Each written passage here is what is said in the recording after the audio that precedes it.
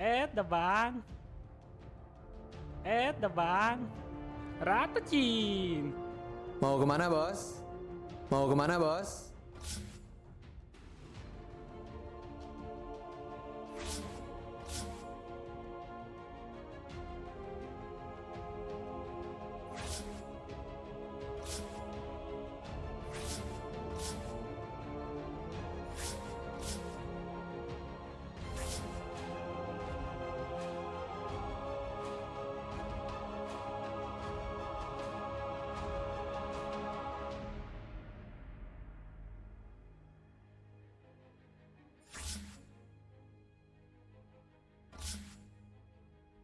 You stop dying out of tips. Are you guys gonna play the game?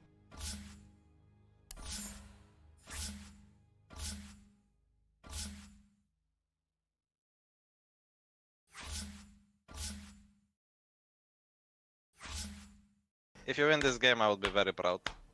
Let's go. That is some illegal gameplay right there. Back to base you go. それはどうかな。真有你的呀。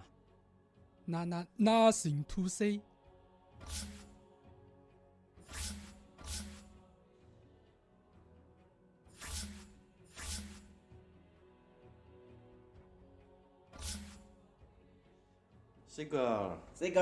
Seager，我死不了。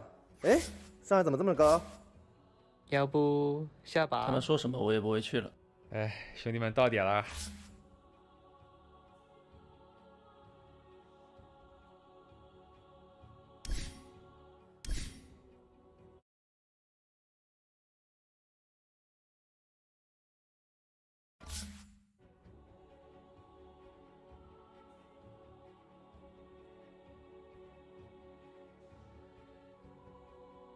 Ah, stop it!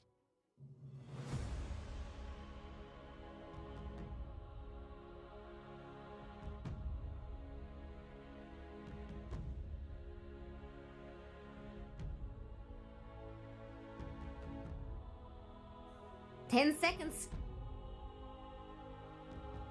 It's Radiant's pick. Grimstroke.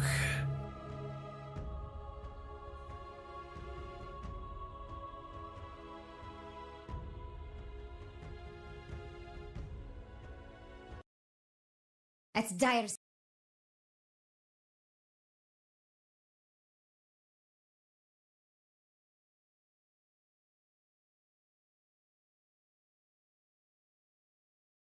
It's Radiant's turn to pick.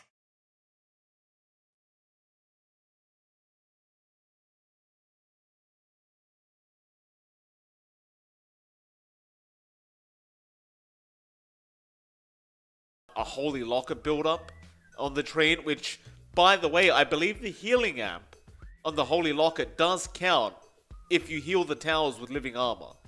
Believe it or not. Yeah. So it is kind of broken in that sense. And I don't know if that's what Motivate.Trust is up to.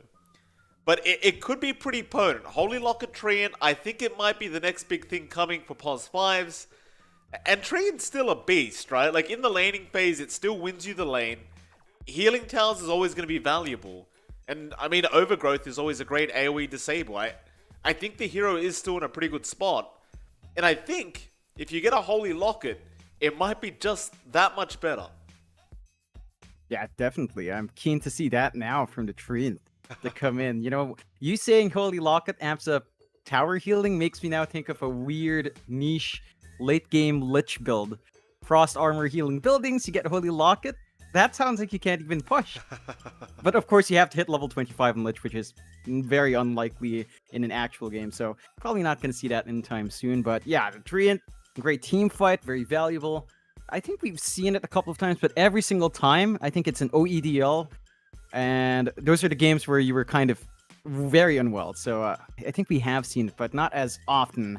Motivate.Trust do go into the Sand King, so now they've got Earth Spike plus Impale, or Burrow Strike on the same side. So you've got great stuns in the offlane. You've got a lot of good team fight with Treant plus Sand King. Epicenter plus Overgrowth is a ton of damage with a Sandstorm on top while they're rooted up.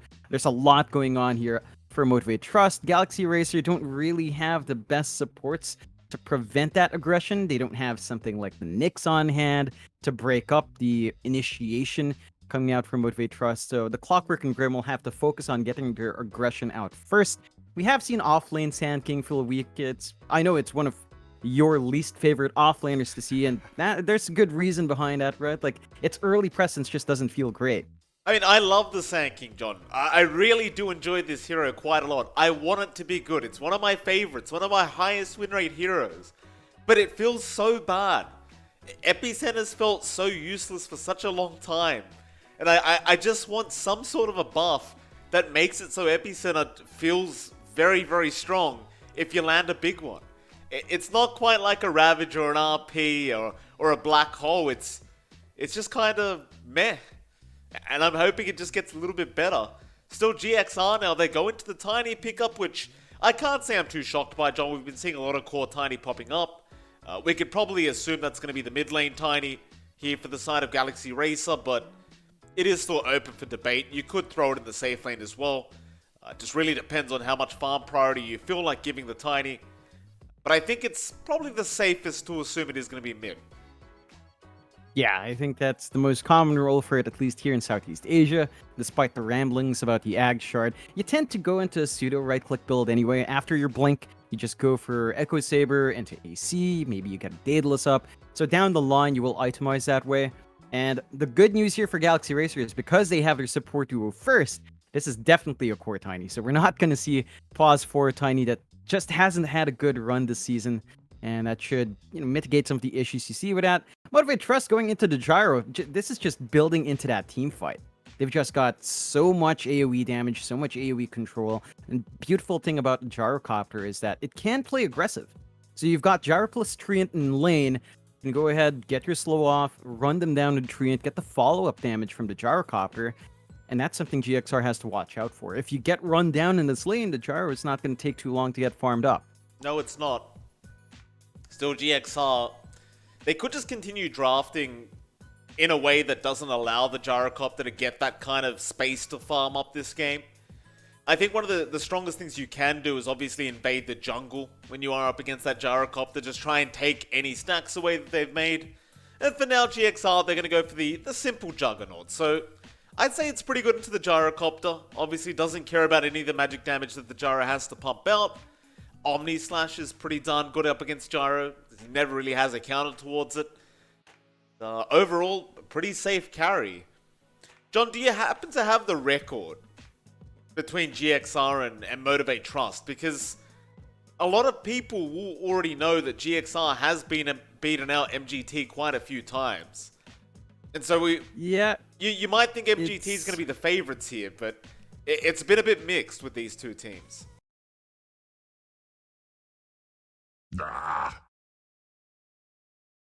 In the group stage, they went 1-1, but beyond that, it's been pretty much 2-0s. Last year, there was two series where GXR came up. I think the one thing I'm surprised with Motivate.Trust is after their lower Div C, and I'm on their Facebook, they keep posting their match results, right? And for the past week, it's all been lost. They've been dropping their games in PNXBet, they've been dropping their games in Moon Studio, I think, and it's surprising.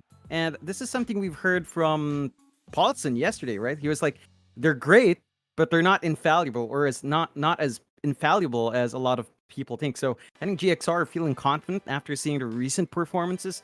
Maybe Motivate.Trust got figured out in this draft.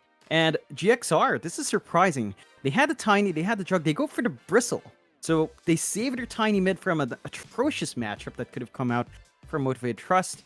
And now they've got the solid offlaner that can kind of deal with Gyrocopter. You can stand back, play with a Quilt Spray. You're probably not going to look to run down with your Nasal Goo, just because Treant's going to cut you off every single time. But it's still kind of a good lane to run, especially with a Grim Orc Flock. I think in this case, you'd prefer Grimstroke 4 with a Bristleback, just because if you do want to run in, you've got Inkswell. You can slow them down with a Stroke of Fate. There's a little bit more you can play with on the offlane with a Grimstroke 4. And it's looking solid for GXR. They've got a steady lineup. MG.Trust close out with a Viper just to have that natural break to deal with a Bristleback. So they just kind of are forced to pick a counter. I think overall the draft is actually surprisingly strong here from GXR. They've got a lot of good timings to meet. They've got a very stable core in the jug, as you mentioned. For Motivate.Trust, they have to pull off these team fights. Yeah. They need to be able to get Masaros at blink timing Q as well, and go from there. And sometimes Sand King, even if you find the early blink, if you don't get fast levels, then there's that issue of not having Epicenter up as well. Absolutely. Now, I realize the people in chat asking about the players on the side of Galaxy Racer right now. It is indeed in your dream. KYXY not going to be around again, so it's basically the same thing as yesterday. John, we may need to change the banner at the top where the player names are. Change it over in your dream, perhaps for today's matches, so nobody gets confused. Apart from that, though, two interesting drafts, John. I'm going to have to ask you the hardest question of all before we do get into game number 1 of the day. Who came out with the better draft? I'd still lean towards Motivate.Trust. I think even if like the difficulty of pulling off good team fights is there, compared to Galaxy Racer just wanting to run and gun. The issue for Galaxy Racer here is they don't have much control. They've got Avalanche Toss, Inkswell on the lay, Hookshot Cogs if you can land it with Battery Assault, but the team fight control of MG Trust is just much wider. Epicenter, Burrow Strike, Earth Spike, Overgrowth, Call Down. It's just a lot more to contend with, so as long as you initiate properly on Motivate.Trust sides, it should be easier. For Galaxy Racer, they have to play a, not necessarily quick game, but they have to be aggressive. They have to shut down the Gyrocopter's farm. They have to be able to find pickoffs, because if it comes down to a 5v5, they don't have enough control. Like, once you expand Avalanche Toss, that's pretty much it. You can get some Nasal Goose lows from the Bristle. It's not the same as, say, Earth Spike and Burrow Strike at the same time, so we'll see if Galaxy Racer can kind of do that. I think Motivate.Trust just have a lineup that can really play around their level 6 spikes at the 15-minute mark when everyone's kind of ready. You can just look to force some team fights and run Galaxy Racer down a bit. Okay, fair enough, John. We are just about to move into the first game. There we go. Game number 1, Motivate.Trust versus GXR. Looks like Felix. Dire should pick now.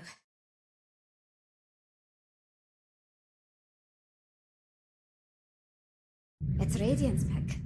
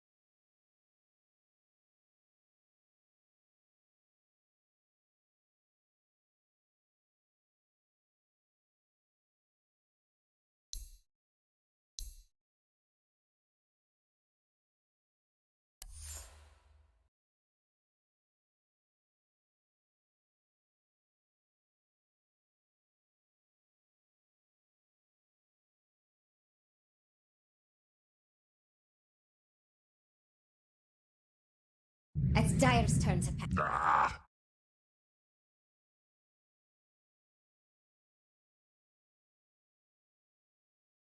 See? They came back. Oh, stop it!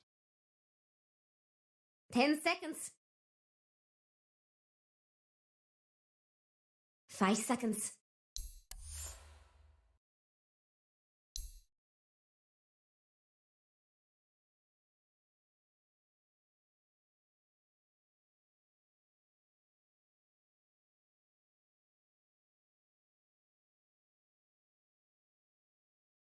It's Dire's stop turn it! to ban. It's Radiant's turn to ban.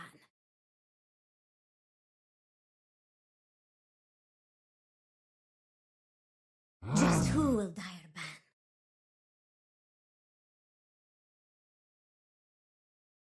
ban? What's Radiant's ban plan anyway?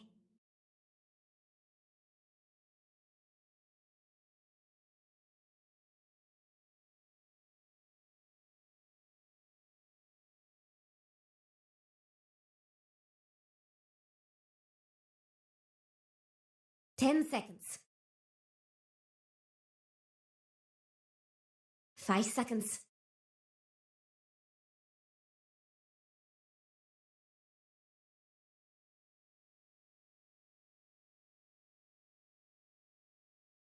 Dire should pick now.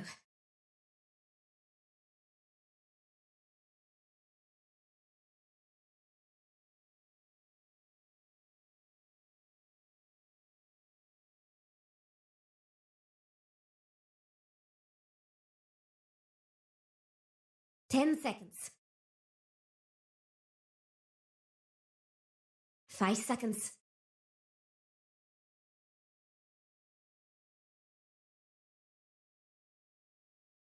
It's Radiant's turn to pick. Bristleback!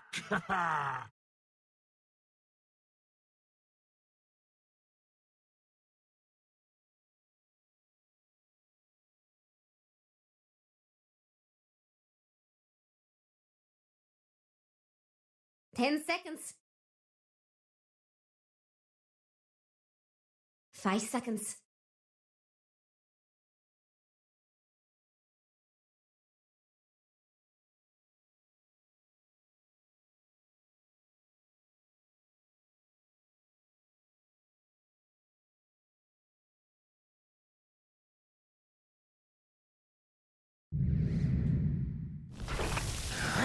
Choose your hero.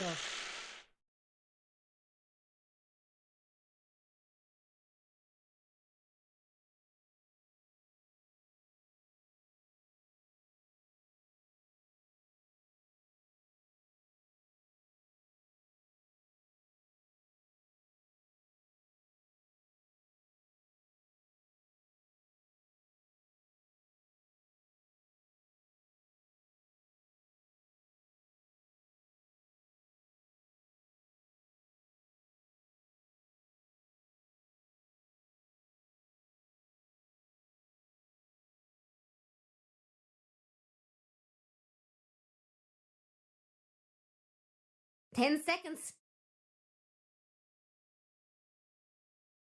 5 seconds.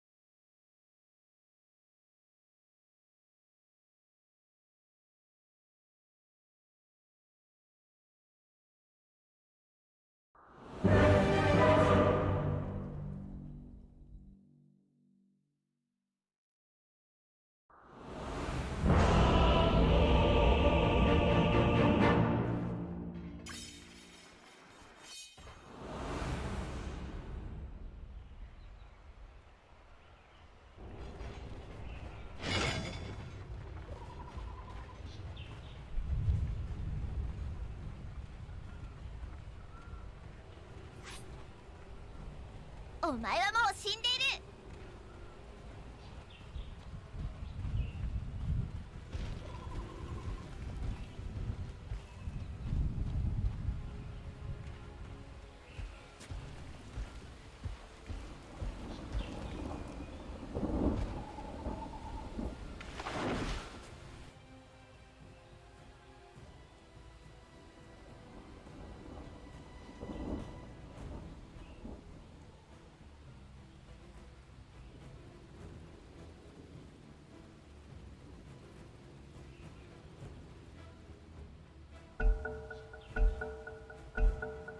I didn't know you could call a timeout for more.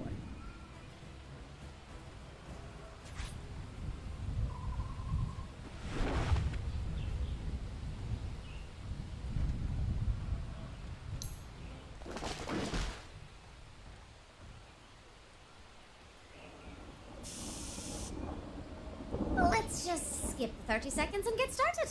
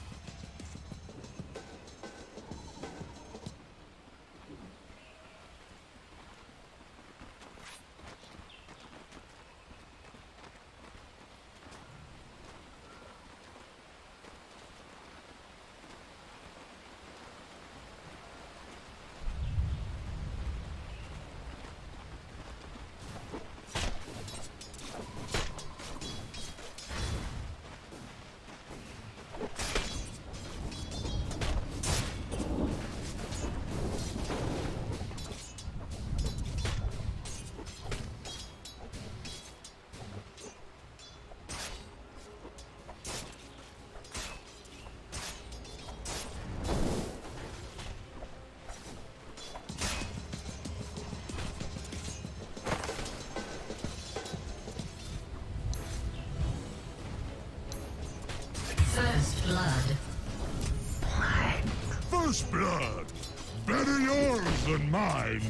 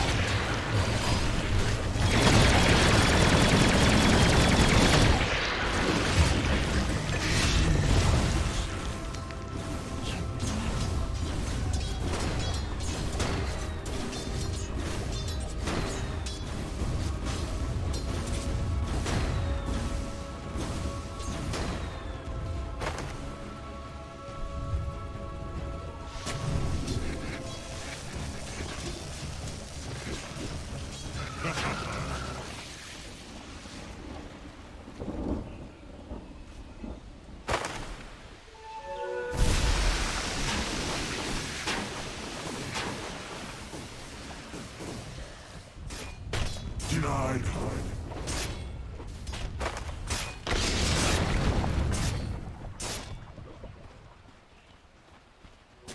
What have we here?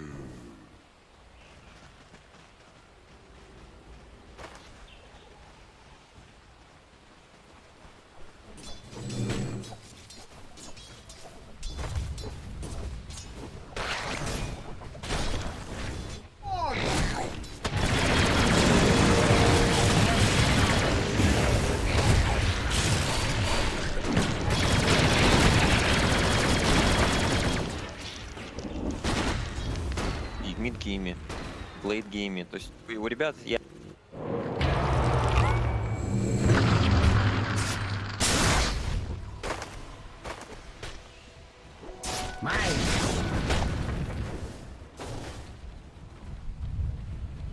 Прямо на линиях, да, мы уже не одну серию с ними смотрели. Но по карте ребята очень круто перемещаются. Вот у них есть такая командная дота, они прекрасно понимают, как... Move faster.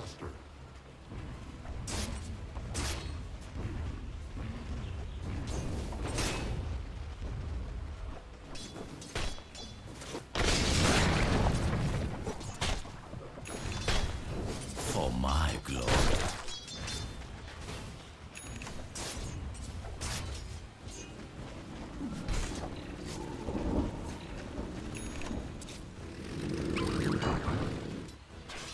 И все, не брат. Да, там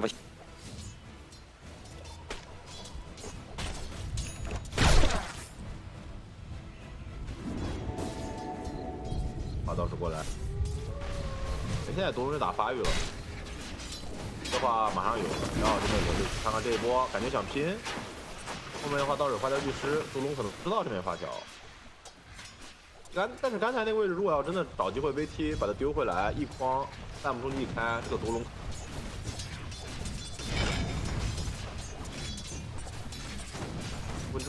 哇，这样的话还是调整速度打得稳了。这个2级皮加上一个灵魂之路，小小的 VT2连是打不动他的，甚至顶着木。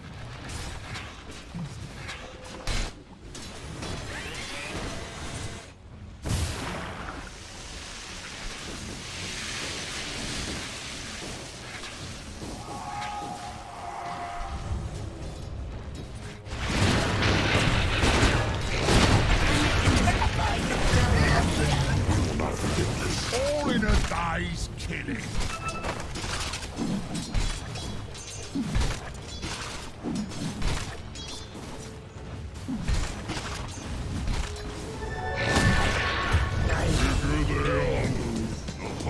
Radiant's bottom tower is under attack.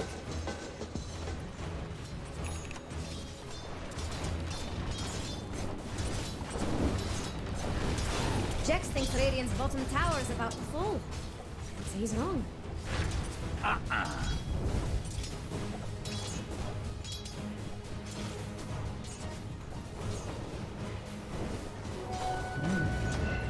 What sort of prize is this? Money changes hands.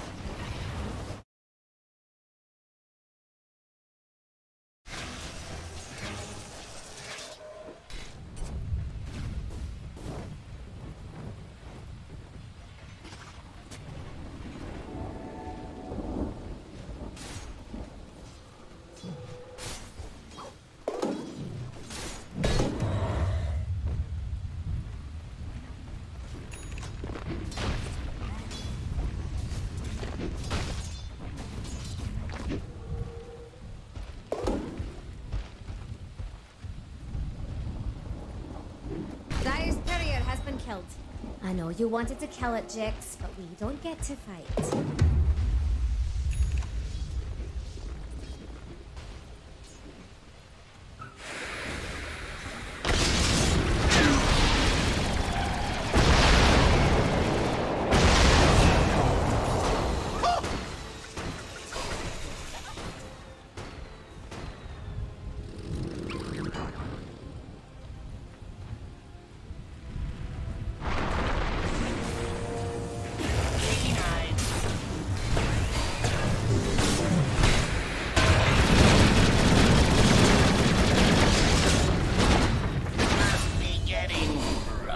Is Dire going to let that middle tower fall? Denied.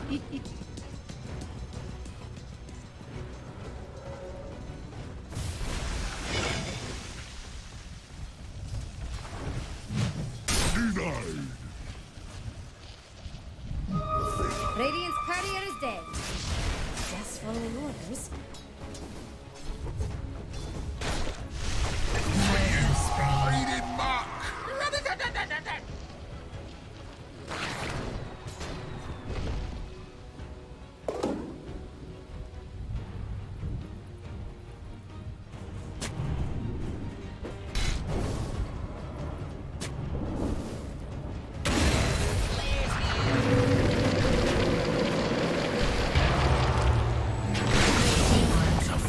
Radiant's middle tower is under attack. From memory.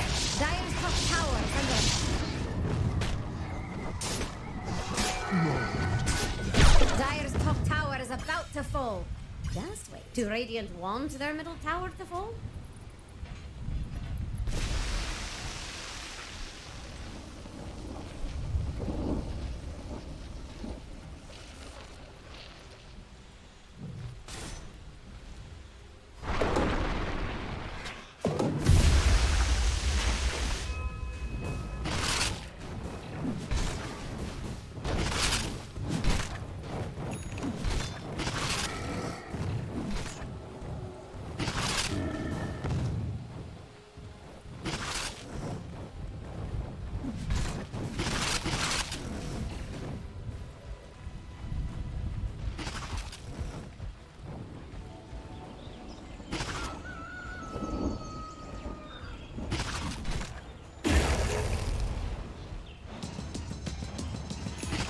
Never a doubt in my mind.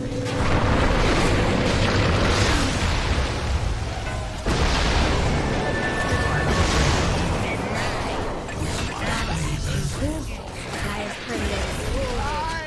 Dire's so hard with some radiant shit.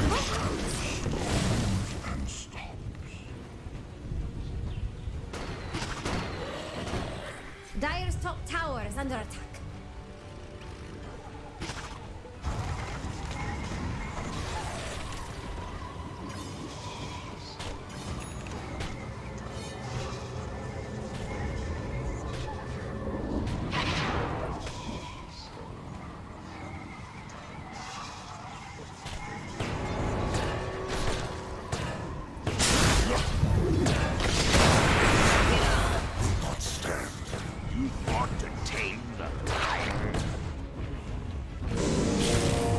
Dire's middle tower is heavy.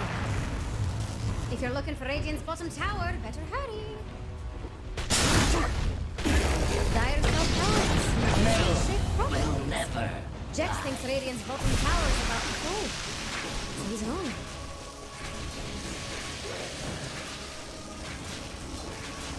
Radiant's bottom tower is under attack.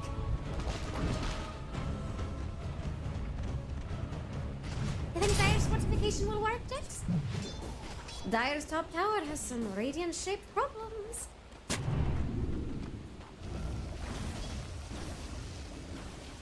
Jex thinks Radiant's bottom tower is about to fall. Dire's top tower is under attack.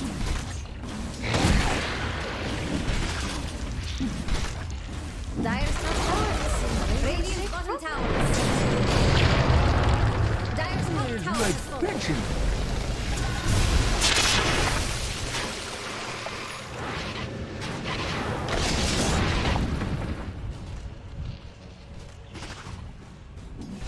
Jackpot.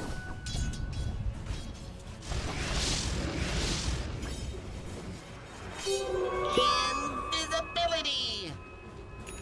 Dire's top tower is under attack.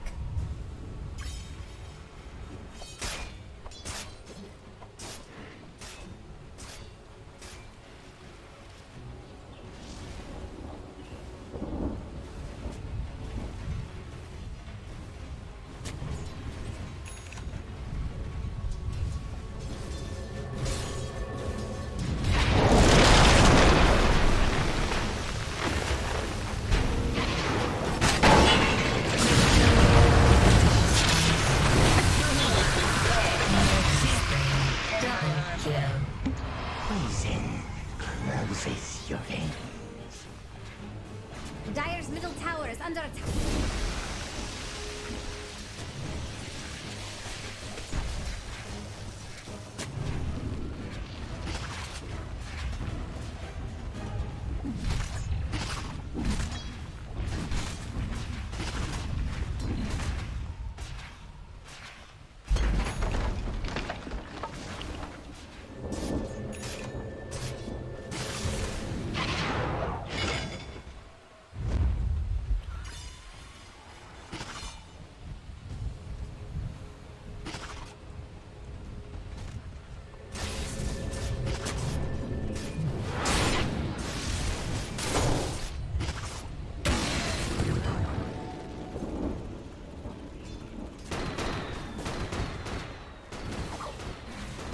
Radiant's bottom tower is under attack.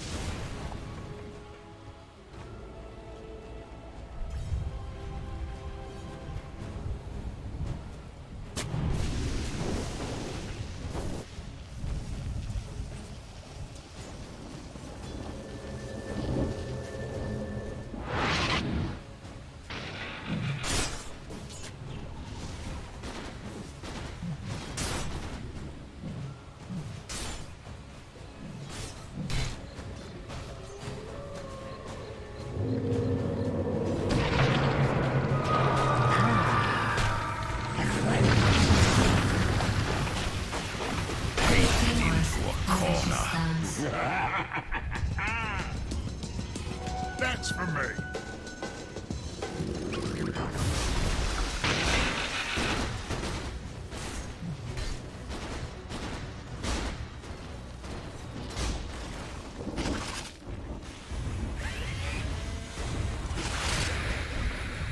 Look out for fallen rocks!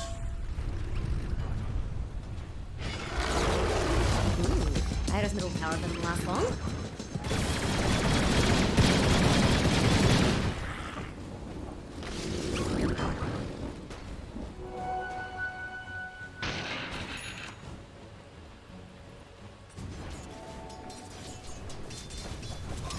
Dire with the scan. Incoming! Yes, poison.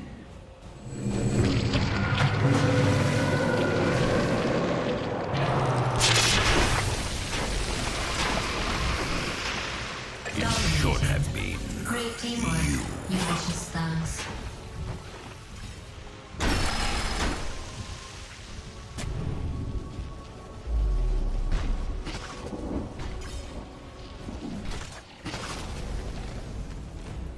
Dire's top tower has some radiant-shaped problems.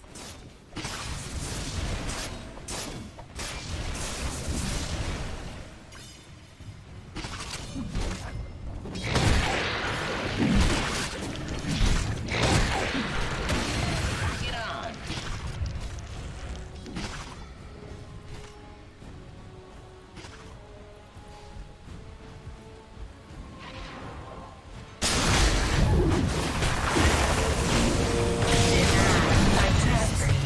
Great teamwork. You vicious thugs.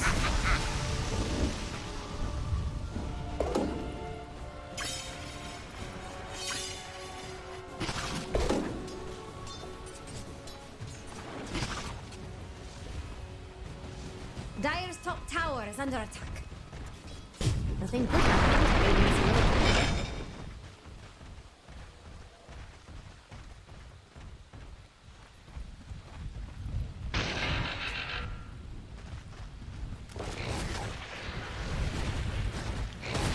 Scan from Radiant.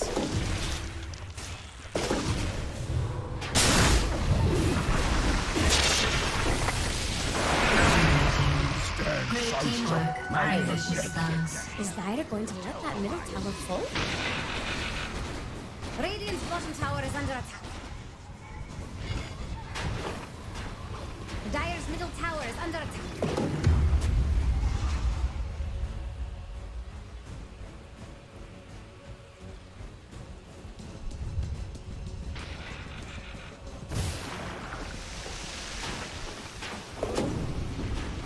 Dire's middle tower is under attack.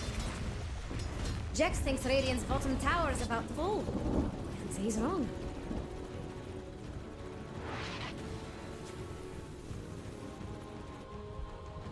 Your death approaches.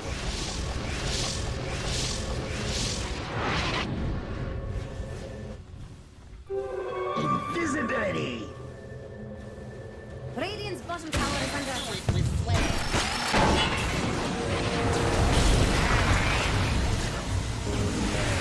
Dire's top tower is under attack.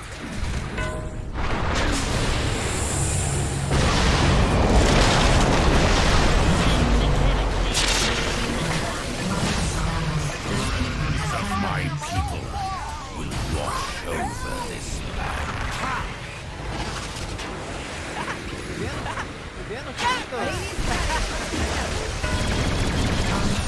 Is that Mob? Double Do Radiant fall into their middle tower?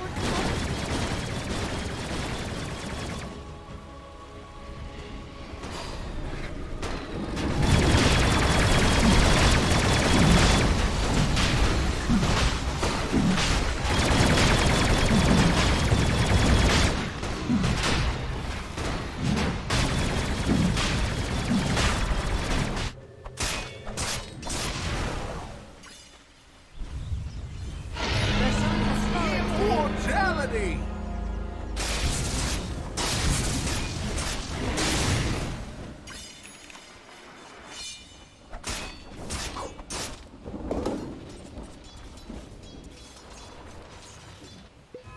That's for me.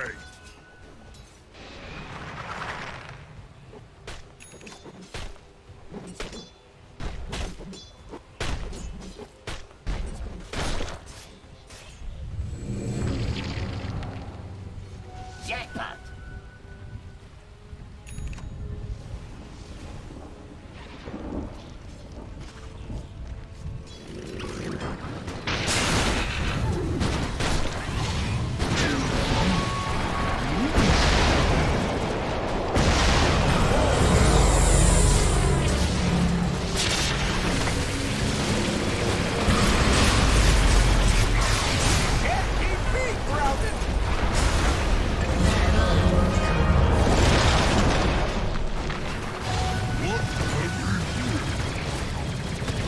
Dire's top tower has some radiant-shaped problems. Dire's top tower is under attack.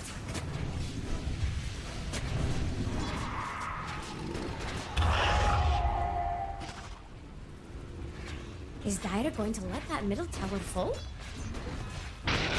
Dire just fortified.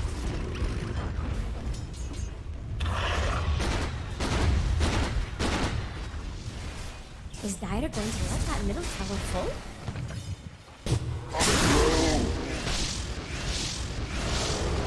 Dire's middle tower has fallen.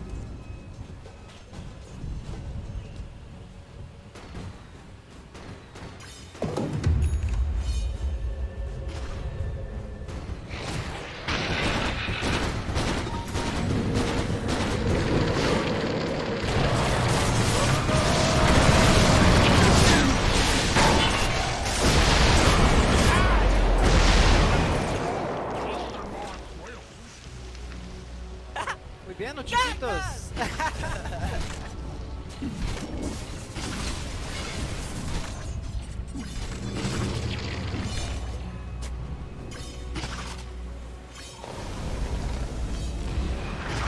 Radiant's middle tower.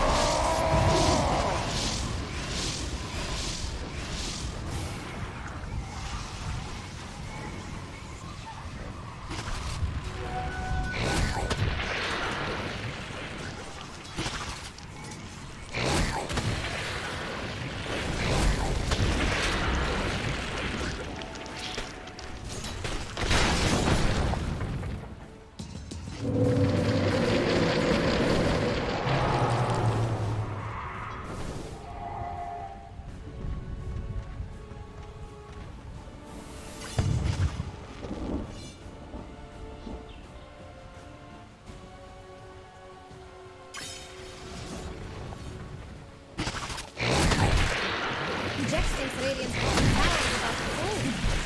He's wrong.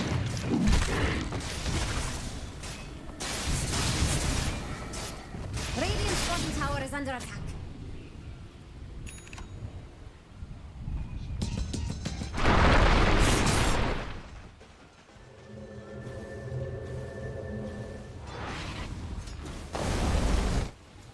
Each blow sharpens our blade. Jax thinks Radiant's bottom tower is about to fall. He's wrong.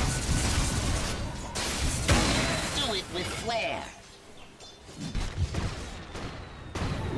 Dire's top tower has some radiant-shaped problems.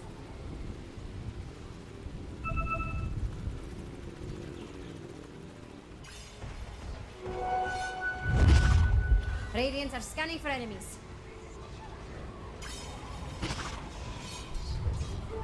I'll up the dosage.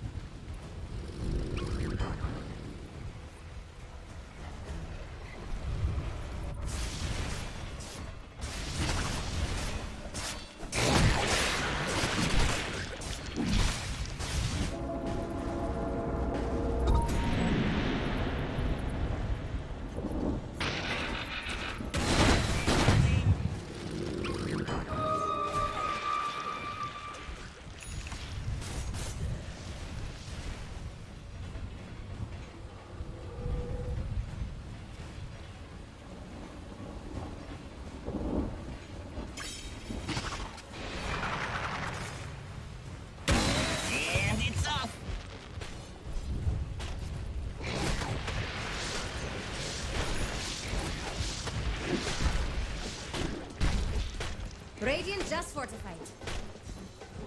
Radiant's middle tower is under attack.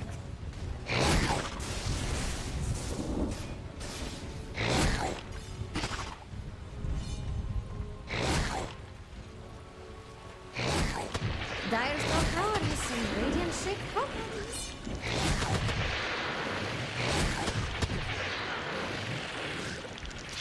Dire's top tower is under attack.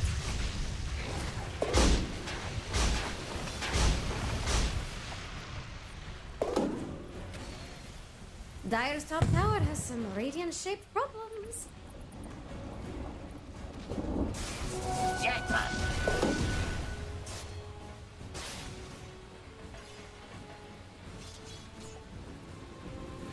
Dire's top tower is under attack.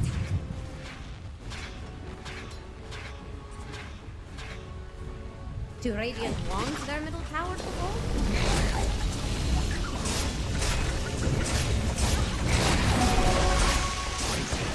Radiant's middle tower is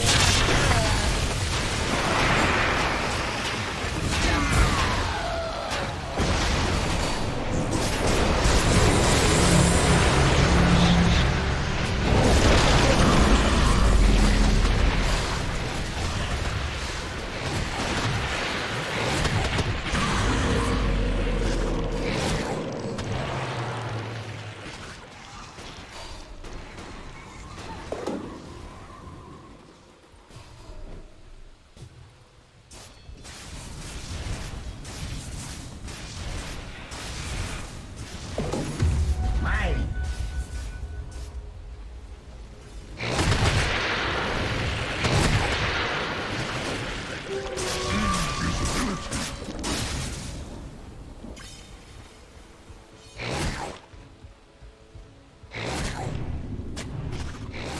Dire's top tower has some radiant-shaped problems.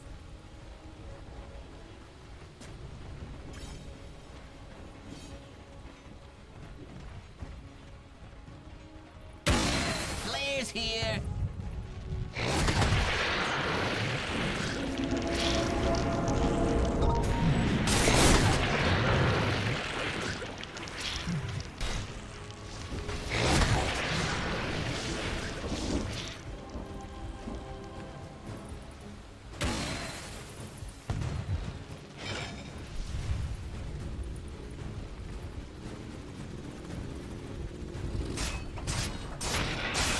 Radiant's getting friendly with Dire's bottom tower.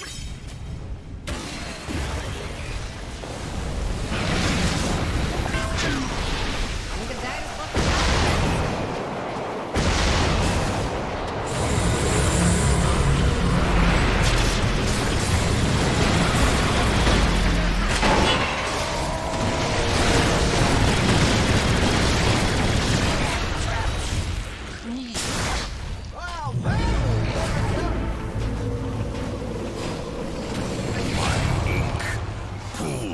Strike you down.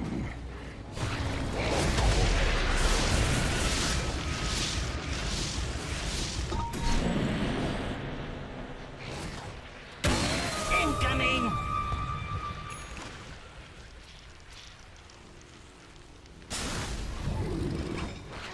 That's for me.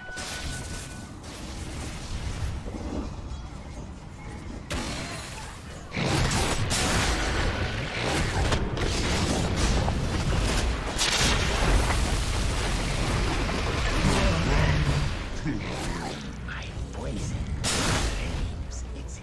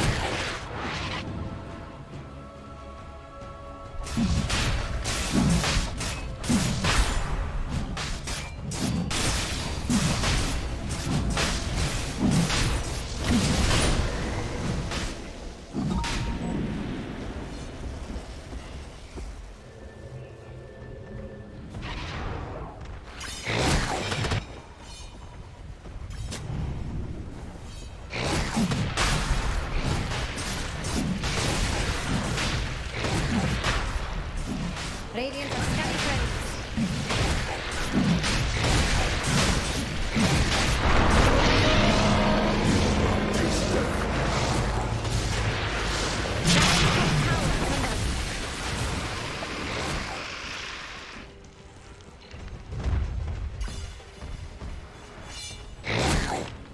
Dire's top tower has some radiant-shaped problems.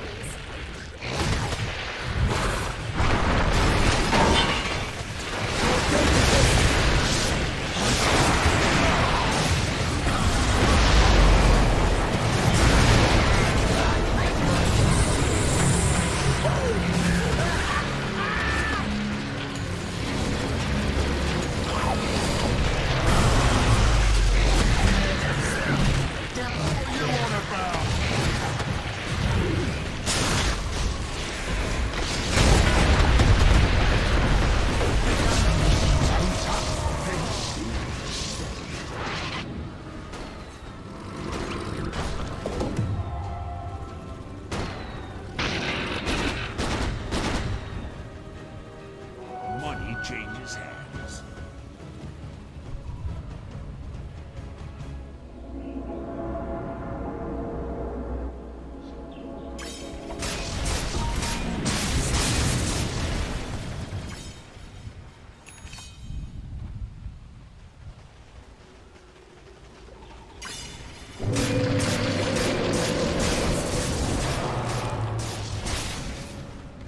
Dire's top tower is under attack. Bid farewell to Dire's top tower.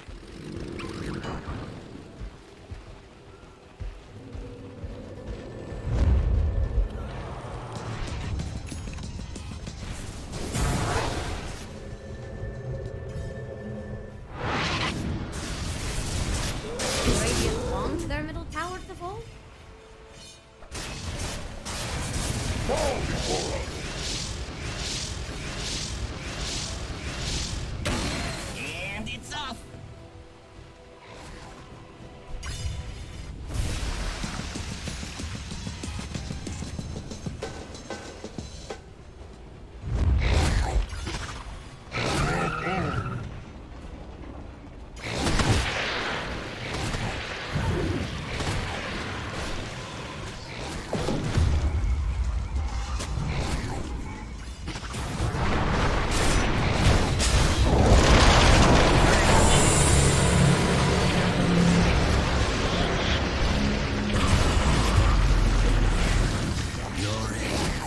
I'll polish my arm.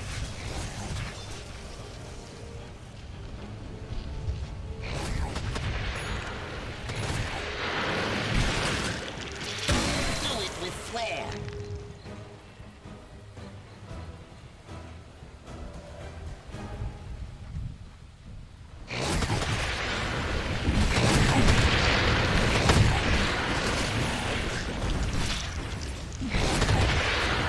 Radiant's middle tower is under attack. And here's a notification from Radiant. Do Radiant belong to their middle tower? It's not every day you get to see Radiant's middle tower fall. Dire is scanning credits. Radiant's middle tower is under attack.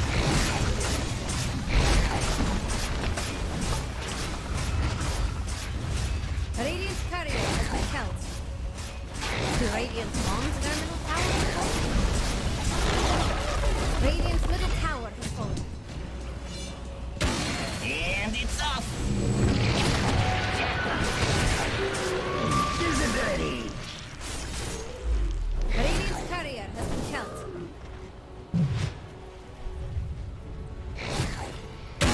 Incoming.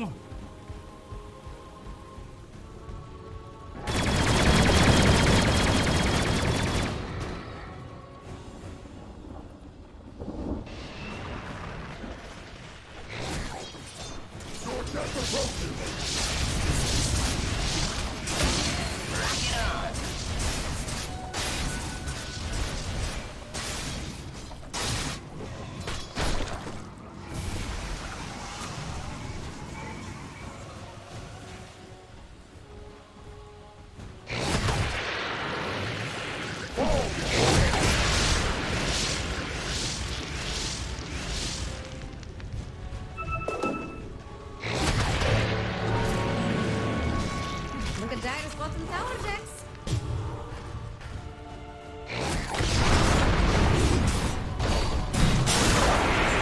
Dire's bottom tower under attack.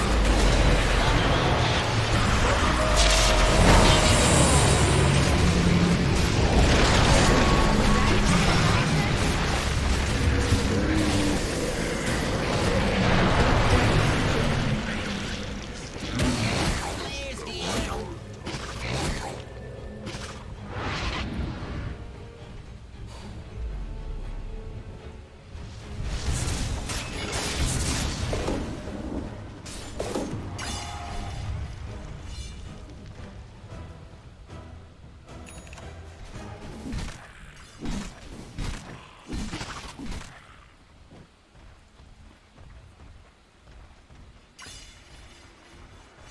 Do it with flair. Radiant middle tower is under attack. Dire's bottom tower is under attack. Radiant long Sherman tower to fall. Radiant middle tower is falling. Dire's bottom tower is under attack. Radiant middle barracks is falling.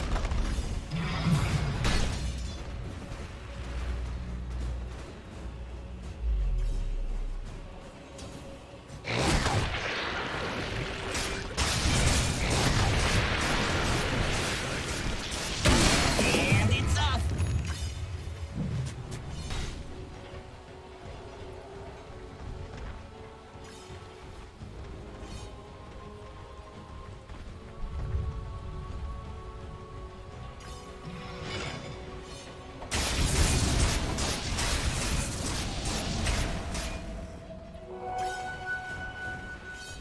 Dire don't look too scared of Radiant's top tower.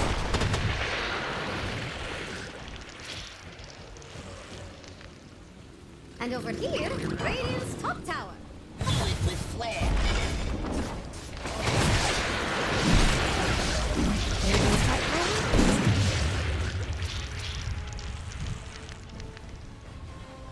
Radiant's top tower is under attack. Radiant is scanning for enemies.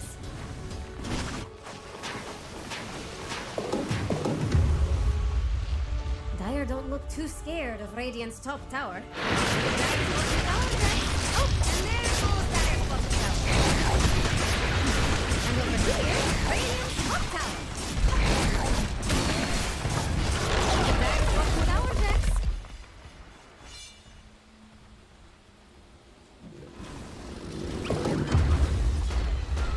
Dire's bottom tower is under attack.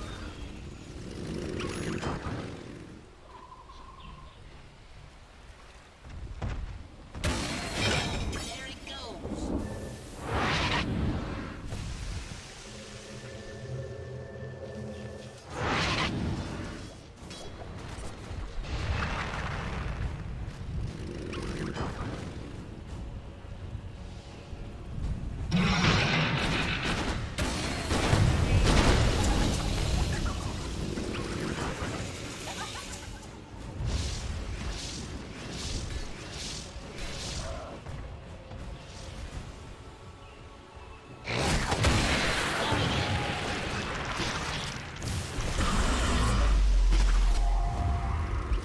Radiant's top tower is under attack.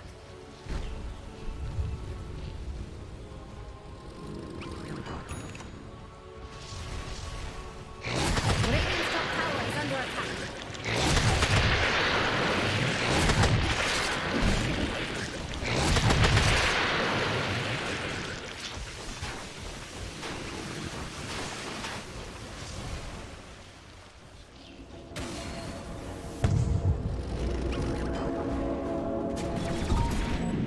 Each blow sharpens our blade.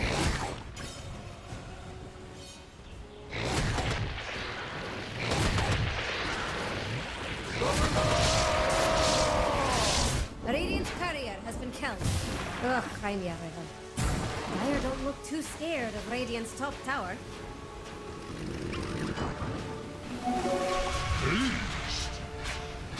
And over here, Radiant's top tower. About to fall.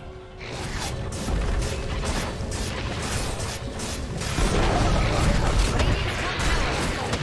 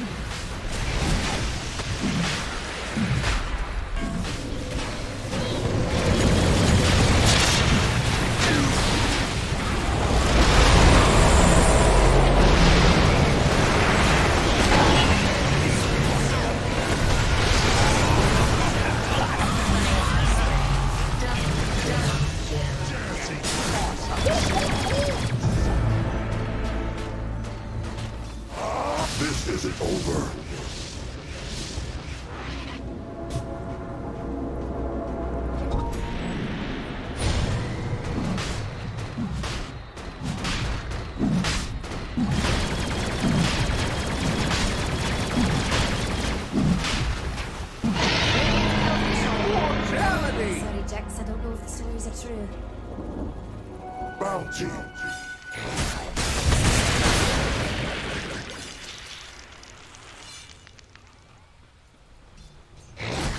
Your death approaches.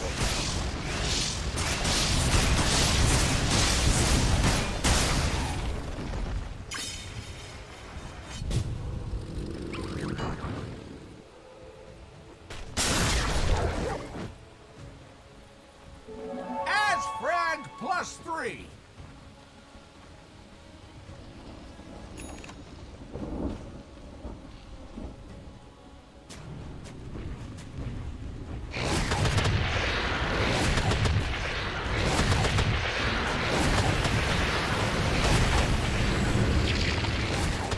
Dire's top tower has some alien-shaped Optix.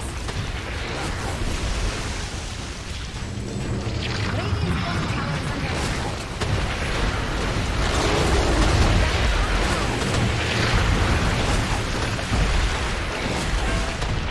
Dire's top barracks are full.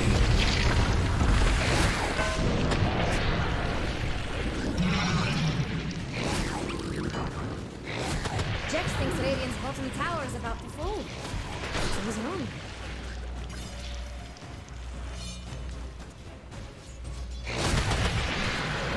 Jex thinks Radiant's bottom tower is about to fall. So he's wrong.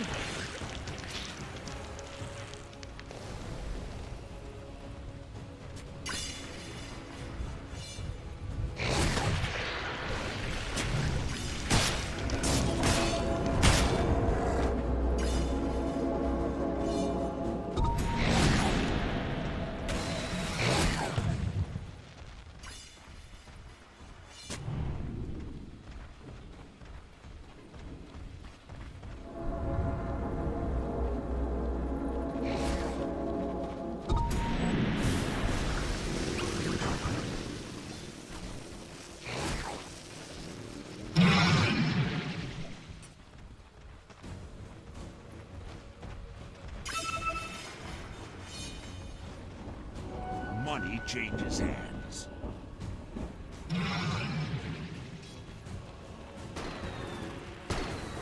Radiant's bottom tower is under attack.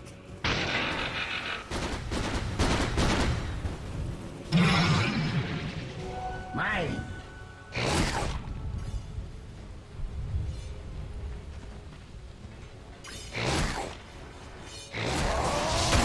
Boom! There it goes.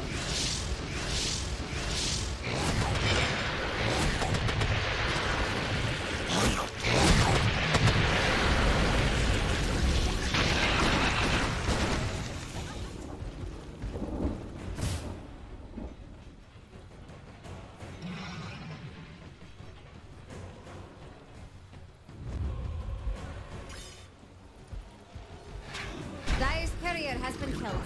Were you paying attention? You obviously weren't.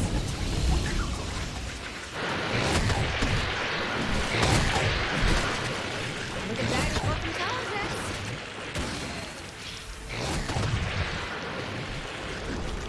Dire's bottom tower has fallen.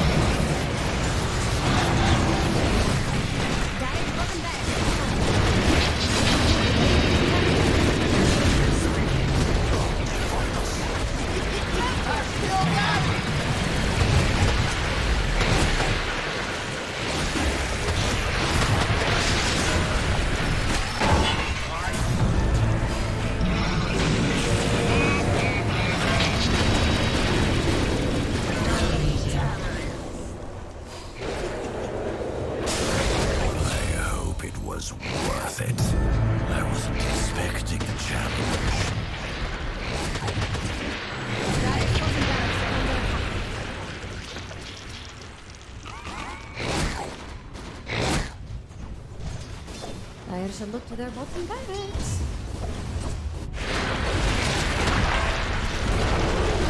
Dire's middle tower has fallen. Dire's bottom barracks. Radiant's middle tower is under attack.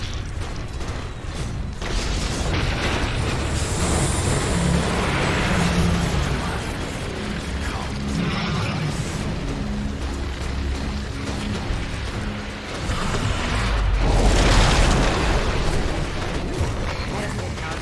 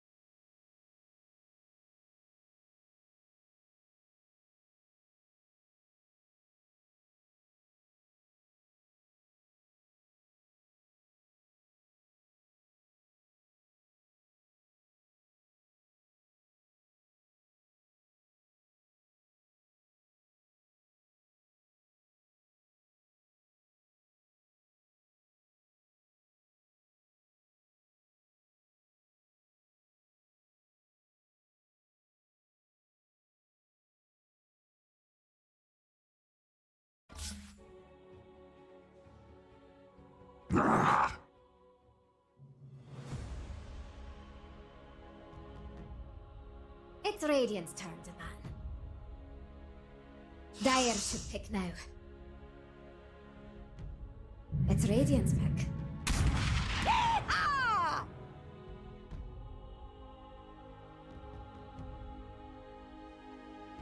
Just who will Dire ban?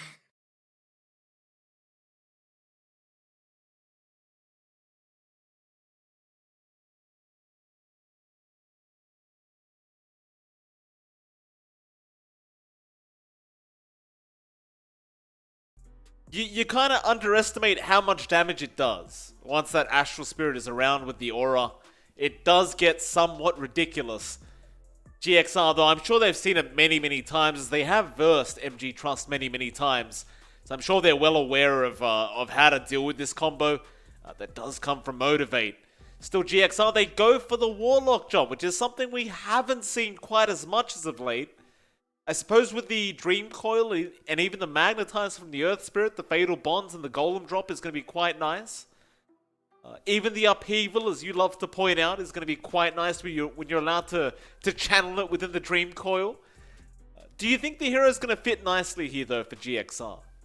Whoa. Well, not with the Omni Knight in the pool for Motivate.Trust. They've got that great status resist from Heavenly Grace already, so the one big hero you'd want to link up in your Fatal Bonds will probably be safe.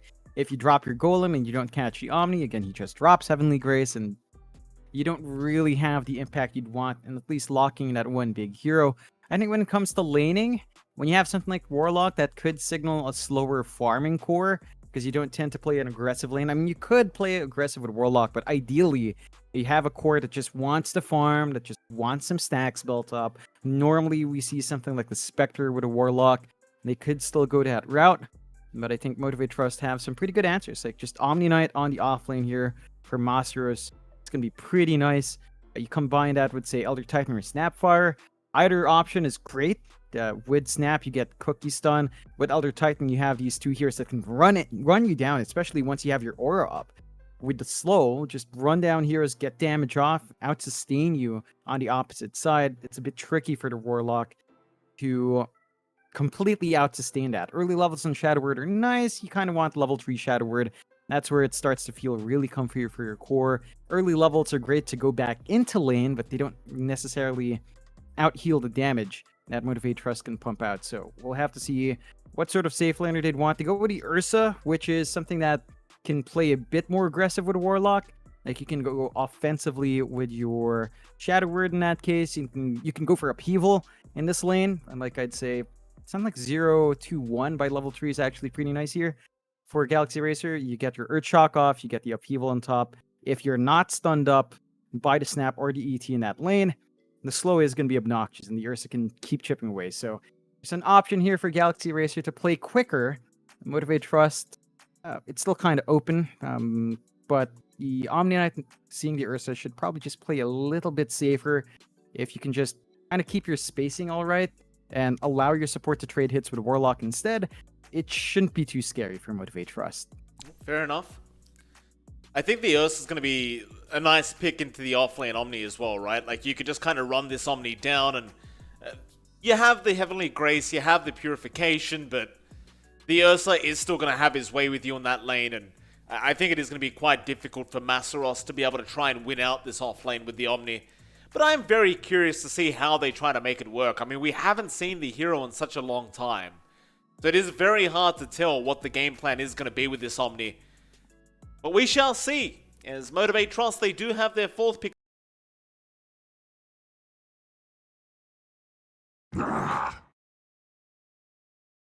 From Army Geniuses, and that was because GXR were running it as well, if I recall, in their lower div games last week. So it was actually really impactful. No, SMG was running it with KP. Right. And it's actually really obnoxious. It was super obnoxious in those games AG played. They played them against Motivate.Trust as well.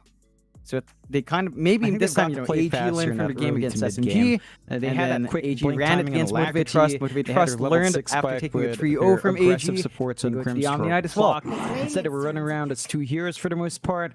And they couldn't really find a big pickoff. So you just kind of have to play with that sustain you get, play around chasing after.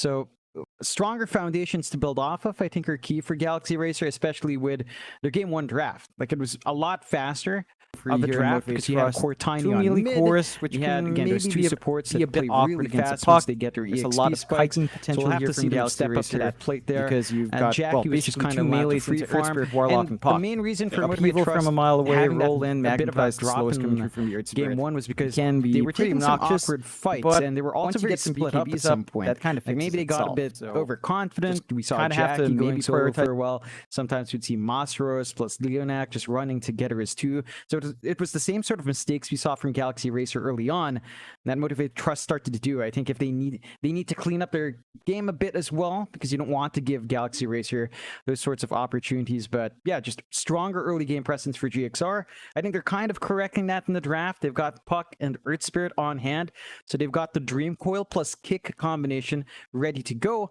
Motivate.Trust go into a combo they love though. Snapfire plus Elder Titan. We know Leonak loves this Elder Titan.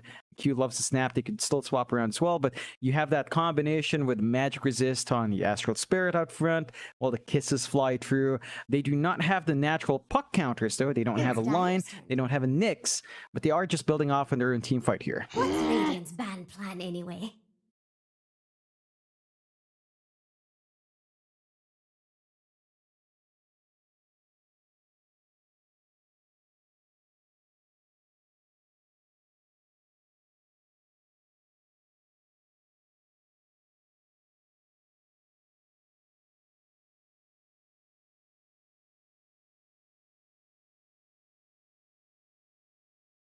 Ten seconds.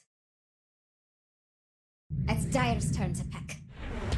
Warlock.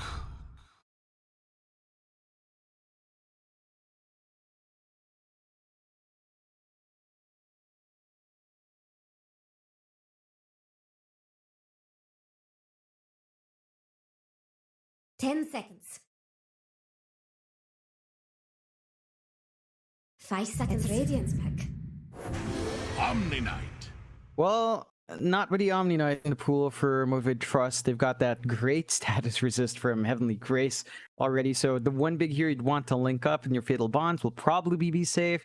If you drop your Golem and you don't catch the Omni, again, he just drops Heavenly Grace, and 10 seconds. you don't really have the impact you'd want in at least locking that one big hero. I think 5 when it comes to seconds. laning, when you have something like Warlock that could signal a slower farming core, because you don't tend to play an aggressive lane. I mean, you could play aggressive with Warlock, but ideally, you have a core that just wants to farm, that just wants some stacks built up. Normally, we see something like the Spectre with a Warlock. They could still go that route, but I think Motivate.Trust have some pretty good answers, like just Omni Knight on the off lane here for Masteros. It's going to be pretty nice. You combine that with, say, Elder Titan or Snapfire. Either option is great. With Snap, you get Cookie Stun. With Elder Titan, you have these two heroes that can run you down, especially once you have your aura up. With the slow, just run down heroes, get damage off, out-sustain you on the opposite side. It's a bit tricky for the Warlock to completely out-sustain that. Early levels on Shadow Word are nice. You kind of want level 3 Shadow Word. That's where it starts to feel really comfy for your core. Early levels are great to go back into lane, but they don't necessarily out-heal the damage that Motivate.Trust can pump out. So we'll have to see what sort of safe laner they'd want. They go with the Ursa, which is something that can play a bit more aggressive with a Warlock. Like, you can go offensively with your Shadow Word in that case. You can go for Upheaval in this lane. And like I'd say, something like 0-2-1 by level 3 is actually pretty nice here. For 10 Galaxy seconds. Racer, you get your Earth Shock off, you get the Upheaval on top. If you're not stunned up 5 seconds. by the Snap or the ET in that lane, the slow is going to be obnoxious, and the Ursa can keep chipping away. So it's an option here for Galaxy Racer to play quicker. Motivate.Trust, it's still kind of open, but the Omni Knight seeing the Ursa should probably just play a little bit safer. If you can just kind of keep your spacing all right and allow your support to trade hits with Warlock instead, it shouldn't be too scary for Motivate.Trust.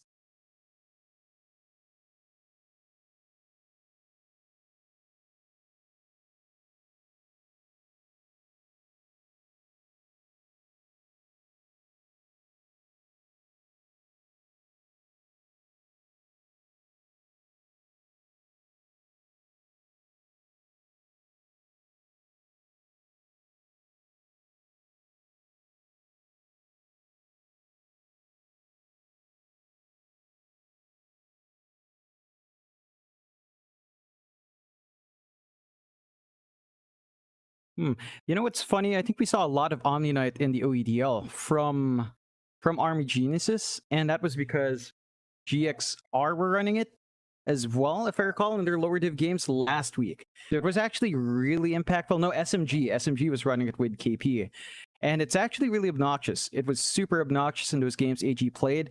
They played them against Motivate.Trust as well. So they kind of, maybe this time, you know, AG learned from the game against SMG, and then AG ran it against Motivate.Trust. Motivate.Trust learned after taking a 3-0 from AG. They go to the Omni Knight as well. I think it's very potent in the right hands, and you just kind of have to play with that sustain you get, play around with just how obnoxious it is for physical cores to play against Guardian Angel. You even have this Wraith King now. So you have a lot of heuristic frontline for you here in Motivate.Trust. 2 melee cores, which can maybe be a bit awkward against a puck. There's a lot of kiting potential here from Galaxy Racer because you've got, well, basically 2 melees into Earth Spirit, Warlock, and Puck. Like Upheaval from a mile away, roll in, magnetize the slowest coming through from the Earth Spirit. Can be pretty obnoxious, but once you get some BKBs up, that kind of fixes itself. So just kind of have to maybe prioritize the spell immunity here for Motivate.Trust. Otherwise, Wraith King, you don't really have a natural counter on the other side here from GXR. You don't really have mana burn on hand to force the Wraith King to buy the Ag Shard. You could maybe go Diffusal Ursa. I think we've seen that once or twice. It doesn't feel amazing. So I think you really have to weigh your options there if you feel that the Wraith King's really that big of an issue. Just who will dire ban? It's Radiant's turn to ban.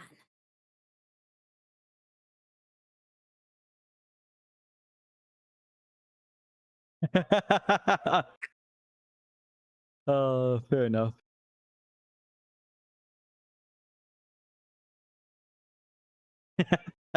Ten seconds. Speaking of, Mike, you promised a dinner for your wife. What? I saw some initial chat. Well, what's on with it? What's the plan? It's Dire's turn to pick.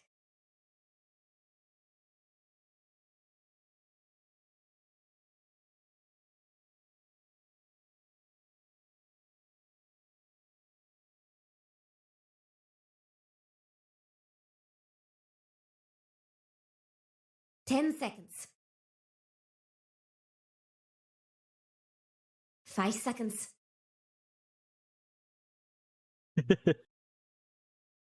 It's Radiant's turn to pick. The sack.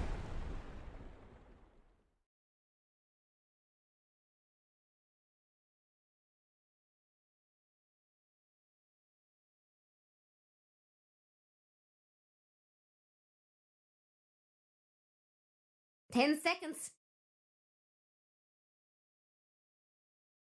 5 seconds.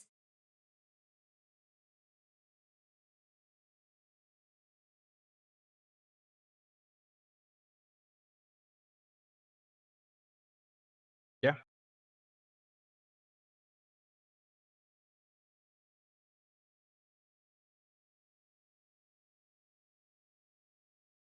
Yeah, I mean, they've got such tight timings here on Motivate.Trust. Galaxy Racer go with Necrophos to pick up, so they've got a solid way of at least chopping some heroes down if they are low with Guardian Angel or with Heavenly Grace. Necrophos doesn't care for that. You can just chop away at them, and it should allow them some good control. I think with Galaxy Racer's draft as well, they've got some pressure to play fast.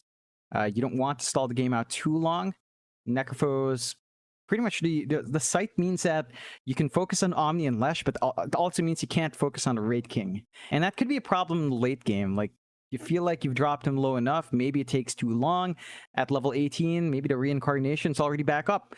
So there's some tight windows for Mizu to consider with that spell use, but it's a great back and forth draft. I think this time it's a bit faster coming out from Motivate.Trust. They can play a lot faster with their Lesh here, run down objectives. Even Monstrous is going to be joining in, keeping heroes alive, getting them out of stun with the Heavenly Grace. I think that's something Galaxy Racer will have to sort of prioritize. Maybe look to jump the back line, jump Monstrous first instead of Fearless. Just take care of the Omni so you can clear out everyone else with no issue here.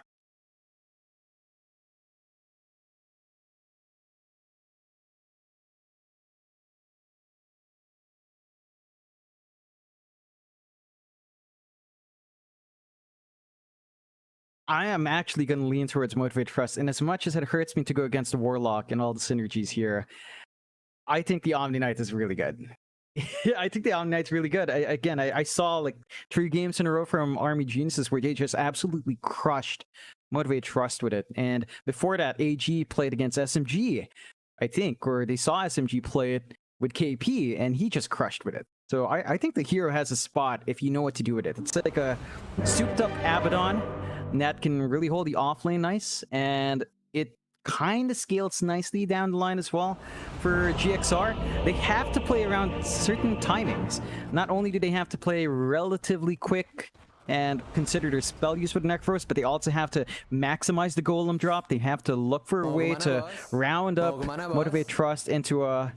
Oh, geez, In Your Dream already bought the boom one, huh? That one just came out right before we start, I think. And he just immediately has the Bahasa voice lines. There you go. Nice. Where's I haven't the actually neon checked one, out the... Mike? I don't know, John. The TNC hasn't got theirs out either. TNC tweeted out just, I think, a few minutes ago asking where their support pack was. I'm not sure what's going on. I'm sure there's a lot to vet through, though, so... Uh-oh, Fearless has got a question for the admin. Someone's in trouble. Oh? Alright. Mods are out. The admins. No cats. Like it. No admins. We cat jam, Mike. Yeah. So moving on, I suppose this is rather depressing news, but the author of Berserk died today, John. Very, not today, he died, I believe, I don't know the exact date, it was a couple weeks ago, I think, but he has passed away, unfortunately. Very bad news. Mau kemana, bos? Yeah, I believe it's today. Oh no, they just announced. They just announced it today. All right, I think that's fair enough. Yeah, it's tough.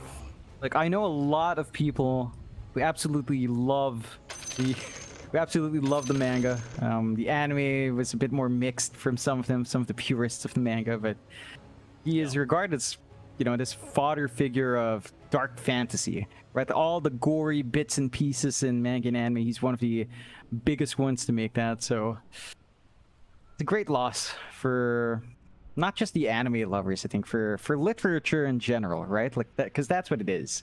It's illustrated literature at that point, so... Yeah, I'm going to be quite frank. I personally haven't read it, and I was actually thinking just a few days ago, man, I should read that manga. I keep hearing so much about it, and I guess I'm going to have to read it now, even though it's not really going to be finished by the sounds of it. But, you know, definitely some very, very sad news. That was costly. It's like some more sad news, John. Apparently, we might be remaking. What? Okay, can we see what's happened here? Well, what has happened? Everyone's saying they got kicked. No, I think they're talking about being kicked from teams. Oh, okay. Maybe. Wrong pick between twos. Oh my goodness, really? Oh yeah, Leonac Snapfire. Oh. That's the mistake. It's not Leonac Elder Titan. Uh-oh. Oh boy. Where's the admin? Oh, might be behind the scenes. Maybe they're pinging around. All right, well, we'll just have a casual conversation, I suppose, while we're waiting. Definitely not a great start for MGT in this game, or MTG in this game, if their supports are switched up. I do know Q does play Elder Titan though. Like, the thing is, he does still play it very well, I believe. But I suppose when you've got Leonac there, you'd rather Leonac just play because he plays it every single game. Yeah. And indeed, Sania would have liked the remake, John. Sania, he didn't get it. Maybe MTG can't get it. Yeah. We'll just have to wait and see. I don't think it's too bad for Motivate.Trust. This is still pretty fine. I think Q will do a fantastic job. I think Leonac's gonna do fine in the snap. Maybe he's just not as comfy with it. I think that's the bigger one. Like, we have seen QET much more, but perhaps Leonac's just not as comfy on the snap comparatively. So you have to wait and see. As you know, it's Southeast Asia. You tend to always get that minute zero pause, but this is a new reason, you know, the first time we've seen this reason pop out in the pause, so that's pretty cool on the last day. Kind of spices it up. I mean, the funny thing is, MTG, they don't need to win it doesn't really matter. They're coming first place no matter what. In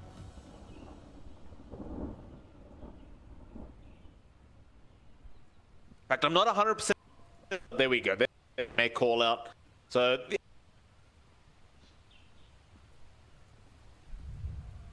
Mau kemana, bos? Mau kemana, bos?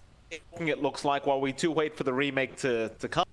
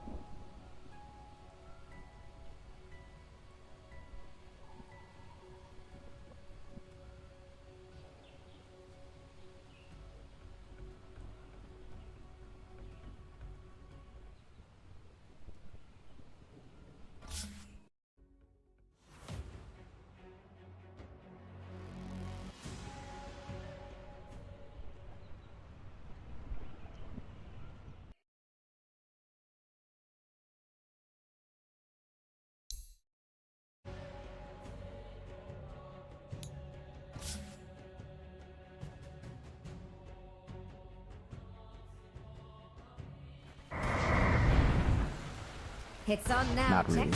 Are they? Hope you enjoyed the show. We're going to try and get some damage out. Nice cookie onto Paulison. There's your Wraith Fire Blast as well. They are really just locking him down. Maybe for Jackie, you may not have wanted the level 1 Wraith Fire Blast, but I don't think it matters too much. I think he'll be happy either way. Leonak the one to take the first blood on the older Titan. And you know, maybe it wasn't such a good idea that GXR allowed them to switch heroes. Maybe they should have just left it the way it was. Yeah, they're on the comfort heroes, and in a tri-lane, level 1 Wraith Fire Blast is super good, so they can look to make some plays again. Two heroes in that spirit. Onto Paulison they go. Q going to be there with the cookie. Again, they would love to kill Paulison. They won't surely get him this time, but they will get him extremely low and already force out the salve usage on Paulison. GXR looks like they might have a pretty rough time at this top lane, so we'll have a look at the other lanes for a second. Mid lane, of course, Alacrity going to be there up against Fearless. Hard to know who this is going to favor. I think it could go either way. Definitely see some kills flying out of this mid lane as well, but now they are going to just trade a lot of harass. Looks like Fearless is going to be somewhat ahead, not by much. Yeah, you're taking really good control here on the Lush early on. The puck in this case actually has to watch itself. When you pop your phase shift and Orban, if you do it at the wrong time, you're going to be stun locked.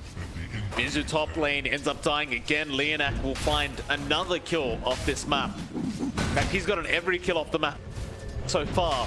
And they're not giving up on the tri-lane. They'll just keep it going. And with Mizu on this Necrophos, he is stuck at level 1. He really just can't do anything right now, apart from just soak XP, and even then MTG are trying to get very aggressive to not allow even that to happen. Yeah, it's just not a great time for the Necrophos. You really need level 3 to start winning out by playing around with your Heartstopper and just securing CS. And right now, Mizu only has 1. So even if he had that Heartstopper for the passive, he's really not getting too much value. There's not much Paulson can do to relieve this pressure. Stomp set up. Q could go in for another cookie. Has the Scatter Blast to boot. Jackie gonna go for the stun out. Mizu gonna try and survive, but they have the slow. He'll eat some Fairy Fires, but Leonak, he really wants the kill. He may get punished, but no Q. He comes back in. He'll clean up the kill, and Leonak is barely gonna get out with his life intact. This is really turning to be a problem, John. GXR, they've got to figure this out one way or another, but they can't keep this up. Yeah, and the issue is they can't really run a tri-lane themselves. A Warlock won't really contribute too much beyond maybe a heal. And we can look at that offlane for just a bit. Despite running a solo lane versus 2, Omni Knight's not being bullied out. Monstrous is still sitting in. He's not getting too much CS, so it's a free lane for In Your Dream, but he's getting the EXP. And that's all you really want on the Omni. You know, you get your level 5, level 6 timings, can play around with your team after. Oh, cheeky kick there from Paulson. He wants to clip, but won't be able to quite reach with the kick. Mid lane, there was a bit of a rotation in from 3-4-3. Looks like he's just giving some regen over to Alacrity and gets the Fatal Bonds off on Fearless, but it's not the greatest sign in the world when you're safe lane Warlock. Your Pos 5 Warlock is here in the mid lane just kind of soaking XP off Alacrity. I'm not sure if Alacrity really feels like he needs this much help, but seems as though 3-4-3 does believe it. Yeah, it's just basically for I think, rune control as well. He wants to be there to prevent any sort of bottle top-ups for Fearless by contesting one additional water rune down line, or even just maybe snagging that bounty. And it's really important for the puck in kind of winning out that lane, preventing options for the Lush to flash farm, preventing him from getting his mana refill. He does still get the water rune up though, so they don't really deny that resource off. And you're even seeing Q just chase down Paulson. It's so awkward. You see an Earth Spirit in mid. He's actually not able to do as much. While Fearless getting very aggressive. Take a lot of harass roll. Gonna connect very nicely from Paulson. Knocks him down to the low ground. 3-4-3 still gonna be here, and they get the orb. It will connect, and Fearless does end up dropping. Meanwhile, Mizu does die again on the Necrophos. And that's the one thing, they see Paulson down at the mid lane, and they say, screw it, let's just kill off Mizu again. Yeah, I think it's much worse for GXR to lose the Necrophos than for Motivate.Trust to lose the Lush. Like, sure, that's a mid lane for off lane, but think about how these heroes flash farm. Necrophos just doesn't. He just doesn't flash farm well. He can clear out a creep wave at death bolts. It's slow. It's not fast. He can kind of jungle slowly, whereas Lush can just flash farm super fast, has a lot of damage on hand, can shove in a wave by himself as well. So there's lots more catch-up potential there compared to Mizu. He's stuck at level 3, 1-1-1 build just to protect himself with a Ghost Shroud, and it's just not a great lane. You're not bullying Jackie. He's still allowed to free farm. Your only consolation here is that In Your Dream has much more farm in a solo lane. So you might not be getting the kills on Monstros, but he's not stopping the Ursa, and that should mean In Your Dream has a very quick battle period timing here. Yeah, I mean, not only that, but he's going to be at much higher level than Jackie, considering he's been pretty much solo for the past 3-4 minutes now. Just been able to solo the lane up against Masaros. It is still just an Omni Knight, so you aren't quite limited in what you can do up against the Ursa. Meanwhile, mid lane, Coil has been committed. Cookie out from Q, gonna stop them in their tracks, and now it's a lot of damage done, but a nice kick out of the Coil. All wants an Alacrity, he's gonna drop 3-4-3. He will be the third one down. Oh, I thought it was a great setup there, but Q with the Cookie.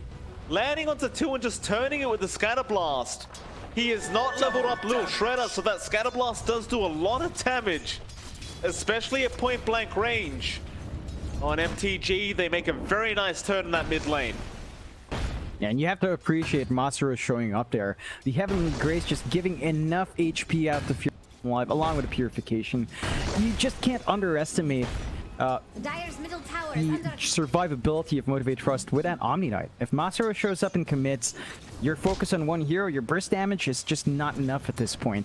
And that's Masaru's at level 5. Once he's 6 with Guardian Angel, your physical damage is just going to tickle as well. It's not going to do much. And that's really the big worry for GXR. Like, you have a big physical core in your Ursa. Guardian Angel is just going to ruin all his damage output. Back at Miz, still level 3, Leonak. About the same level, by the way.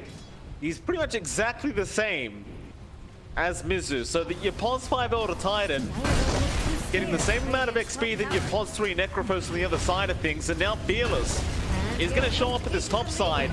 He's going to force the rotation, but they'll go on to Mizu again. He does have help around, but he might just die to Fearless's damage. But no, Alacrity shows up a big dream call out. Will put a stop in their tracks. They will even find Jackie. He has the reincarnation, but it's not going to matter. He'll try for the TP out of Paulson. It's a level 1 roll, so the cooldown is quite high. I thought if they could find Jackie, it'd be a massive pick-off. They do at least get Fearless on the mid-left rack. Mind you, it does cost them 5 heroes up that top lane to make that happen. Yeah, and think you're happy with that. Look at the lanes that come out because of that. Mizu's head spot, Masaros is going to solo the Necrophos, and this is something Masaros can play with now, because Mizu is still level 4. So the Omni can just run up, right-click down, play with Purification. You're still not getting some space here for Mizu. Leave Mizu alone. He's had enough. Nobody's gonna TP down to help him out. Masaros, he's just waiting. Here comes Mizu, right into the backside of Masaros. He doesn't have a Purification, and they are still trying to just dance around this tree line. Mizu is gonna be able to get out. It looks like the double floppy hats have kept him safe. And sometimes that's what you need, John. If you're struggling, just buy yourself a floppy hat. Seems like that's what's been working for Mizu. Yeah. Very happy wasting some time there. That's time where Jackie's wasn't really farming. It's not very efficient for him to show up there. We also get a better lane for In Your Dream Future solo. Yeah, he thought he was safe. No. Another nice cookie set up there from Q into the Mortimer's Kisses. Just no second thought. That's going to make it a 2-8 now. 1k net worth lead for Motivate. The one saving grace still being that In Your Dream is farming very nicely on the Ursa. And Alacrity is right behind him on the puck.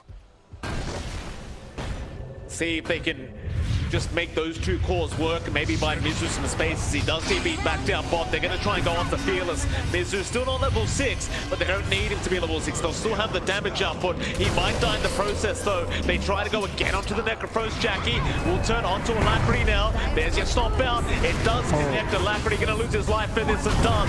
Jackie gets it onto Mizu. A nice roll will save the day. Jackie's the one to die. In Your Dream now showing up. They'll turn onto Leonak. The other Titan going to try and stop his way out of this, and he may make it, but no pulse, and he lands the boulder smash. He will get the kill, Your spirit and they will finally punish once again for Mizu being dived like that. It wasn't the best punish in the world, but it still ends up being a 2-for-3 trade, and I think GXR will be pretty happy about it. They find really big heroes in that trade. They take Fearless and Jackie for the price of what? Mizu and their Puck, Alacrity. It's really good for GXR. They finally find a big win. That's a lot of gold going out now for In Your Dream. His Battle Fury is just 2 parts away. It's just a Perseverance missing. So you're going to hit that flash farm timing the Ursa very quickly, and you're getting the EXP flowing out for these supports from those kills. 343 is about to hit the level 6 mark. If they have Golem, they can find even more, and he eats the Tome. So he's got that 6 up. And you're seeing the effect of the upheaval against these 2 melee cores especially, right? Like, you can't really run out once you're stuck in the middle of it for Jackie, and neither can Masaros. Like, your Heavenly Grace doesn't really do anything to that slow. No, it certainly does not. In Your Dream, gonna get very close now to that Battle Fury timing on the Ursa. I have been seeing quite a few different builds on Ursa these days. Like, a lot of people seem to be gravitating more towards the Diffusal Ursa and trying to be more aggressive, but I guess with the way this game's gone and the fact that Mizu's struggling so much on this Necrophos right now, you'd rather kind of just go into that very hard, safe lane kind of Ursa. Not the fighting build where you want to roam around as a team and keep going, but rather just a hard CSing kind of build where you could just try to snowball into the late game and beat Jackie's Wraith King out there. Yeah, I think that's a fair way to progress. I think the one thing with Diffusal Ursa is that once you get to Diffusal, you absolutely have to take fights. And it's just not safe for the Ursa to do that this game because you have the Omni. Even if you have Diffusal time, you come in, once Guardian Angel flies in for Masaros, you're kind of not doing anything for about 5 seconds as the Ursa. Everyone else will have to pick up the slack, and then because you have Diffusal, you just get kited around, they clump up against you, you can't cleave damage off. So in this specific case against Omni Knight, just not very feasible. You'd much rather at least have the Battle Fury for late game once you have your blink up. GXR, they are smoked up here, looking for maybe a play to make with a Chaotic Offering. See if they can catch Jackie out. We shall see. It'd be a big one. They also have the Reaper's Scythe up. Can just kind of burst through Jackie, but he does have the Reincarnation line. He's by the T1. They're going to try. In your dream, gonna show his face. Alacrity now. Gonna be there, but Leonak already read the movement. He's around on the old Titan to try and help out. There's your stop onto In Your Dream, and now they might be able to turn a golden drop. He's gonna be pretty big with the Earth Spinner. Gonna blow up Paulson. In Your Dream, he does at least get Q, and there is your Reaper side. To Masaros, they'll get the Omni Knight, but now they need to just try and run away. But Mitsu's gonna be caught out on the Necrophos. So it ends up being an extremely even kind of trade between both teams. Both the position 4 and off lane and dropping on either side. Alacrity's going to try and get a bit more of a positive trade going for his team, but he doesn't seem to be able to finish off Leonak. So MTG probably not going to be too upset. I guess losing the reincarnation does suck a little bit, but Jackie, he'll probably move into the triangle now and just play it safely until he does have a backup. Yeah, and you don't really care for it for Jackie. They were prepared for that move mainly because 4-3 dropped the ward on the way up, and there was a sentry on that cliff. So Motivate.Trust saw the new ward on the minimap. They TP'd in time to get the kills back. Mizu, they just won't leave the Necrophos alone. Mizu just can't catch a break, but Alacrity will punish Fearless for that movement. The Q now, pretty far forward. You've got Leonak around, but the Silence making it very hard to turn. He will break the coil. Now Masaros might save the day, but Q does drop. Leonak trying to back. Jackie even showing up on the Wraith King, but he doesn't have that reincarnation. He feels quite safe with the Dream Coil being down, but eventually he will need to just get back into that triangle and keep farming up. GXR, 2 nice kills for themselves in that mid lane. And it kind of feels like, yeah, it sucks to keep losing Mizu, but he's died that many times now that it's not even really worth much anymore. No, it really isn't. The side of Motivate.Trust need to start eyeing other heroes. They need to find a way to stop Alacrity here. He's just doing way too much work. Once his silence flies through, yeah, you're in an awkward spot in this Lush for Fearless. Like, we see him use the Euls offensively. I think in this game you might actually want to pocket that for defensive Euls. You want to get the silence off, you want to dodge the stuns, you want to be able to keep using your spells and try to live longer. You're also seeing squishy the side of Motivate.Trust are against GXR, especially if the buns fly through from 343. Like, the magic damage flying around is just way too much to deal with. You're going to want either a pipe up or really fast BKBs from everyone to kind of preempt that and just prevent the damage from being uncontrollable. You are seeing In Your Dream use this free time quite nicely. Battle Fury up, going into BKB next. So he is still focusing in on having early presence, joining in for these early fights. And once that BKB is up, the Guardian Angel stopping him from getting damage off, there's no real way to kill him off cleanly unless Jackie keeps getting some crits on, but that's a bit of an RNG element with a bit of a cooldown on it as well. So it's going to be a bit easier there for In Your Dream to apply all that damage on the enemy heroes, and Masaros has to be, well, he has to invest in the Guardian Angel at some point if he wants to have that, and he does finally do it at level 10. So next time they show up, In Your Dream will have to be a bit patient as to when he pops the BKB once it's up, because if you pop BKB during Guardian Angel, you lose 5 seconds of your spell immunity doing nothing. True. The team's just kind of sitting back now, a bit of a peaceful period. They both kind of accept the fact that they need some more farm up. I wonder who it does favor, though, to be able to play the farm game. Like, Jackie's about to have his Radiance up, and that is going to cause some issues for the side of GXR. In Your Dream, not going to have anything to really counter out the evasion provided by that Radiance. Of course, the burn damage is going to be very annoying towards the puck, towards the Necro. Dire's top tower is Also allow Jackie to escalate even further and farm. Behind this Ursa In Your Dream this whole time, but only about 1k behind pretty much the whole game, and just starting to wonder, like, who has the advantage with more farm between the Ursa and the Wraith King. It's a strange one. I think Wraith King, once you reach a certain point at the ultra late game, feels a little bit better because reincarnation's just stupid. Especially if you have, say, refresh or ags up down the line, then you have to deal with 2-3 lives on Wraith King and an additional life for the rest of the heroes with the Ags. Whereas for Ursa, it's just all about raw damage. So I feel like the scaling at some point, there's only so much raw damage you can pile on. Still, GXR are smoked up here.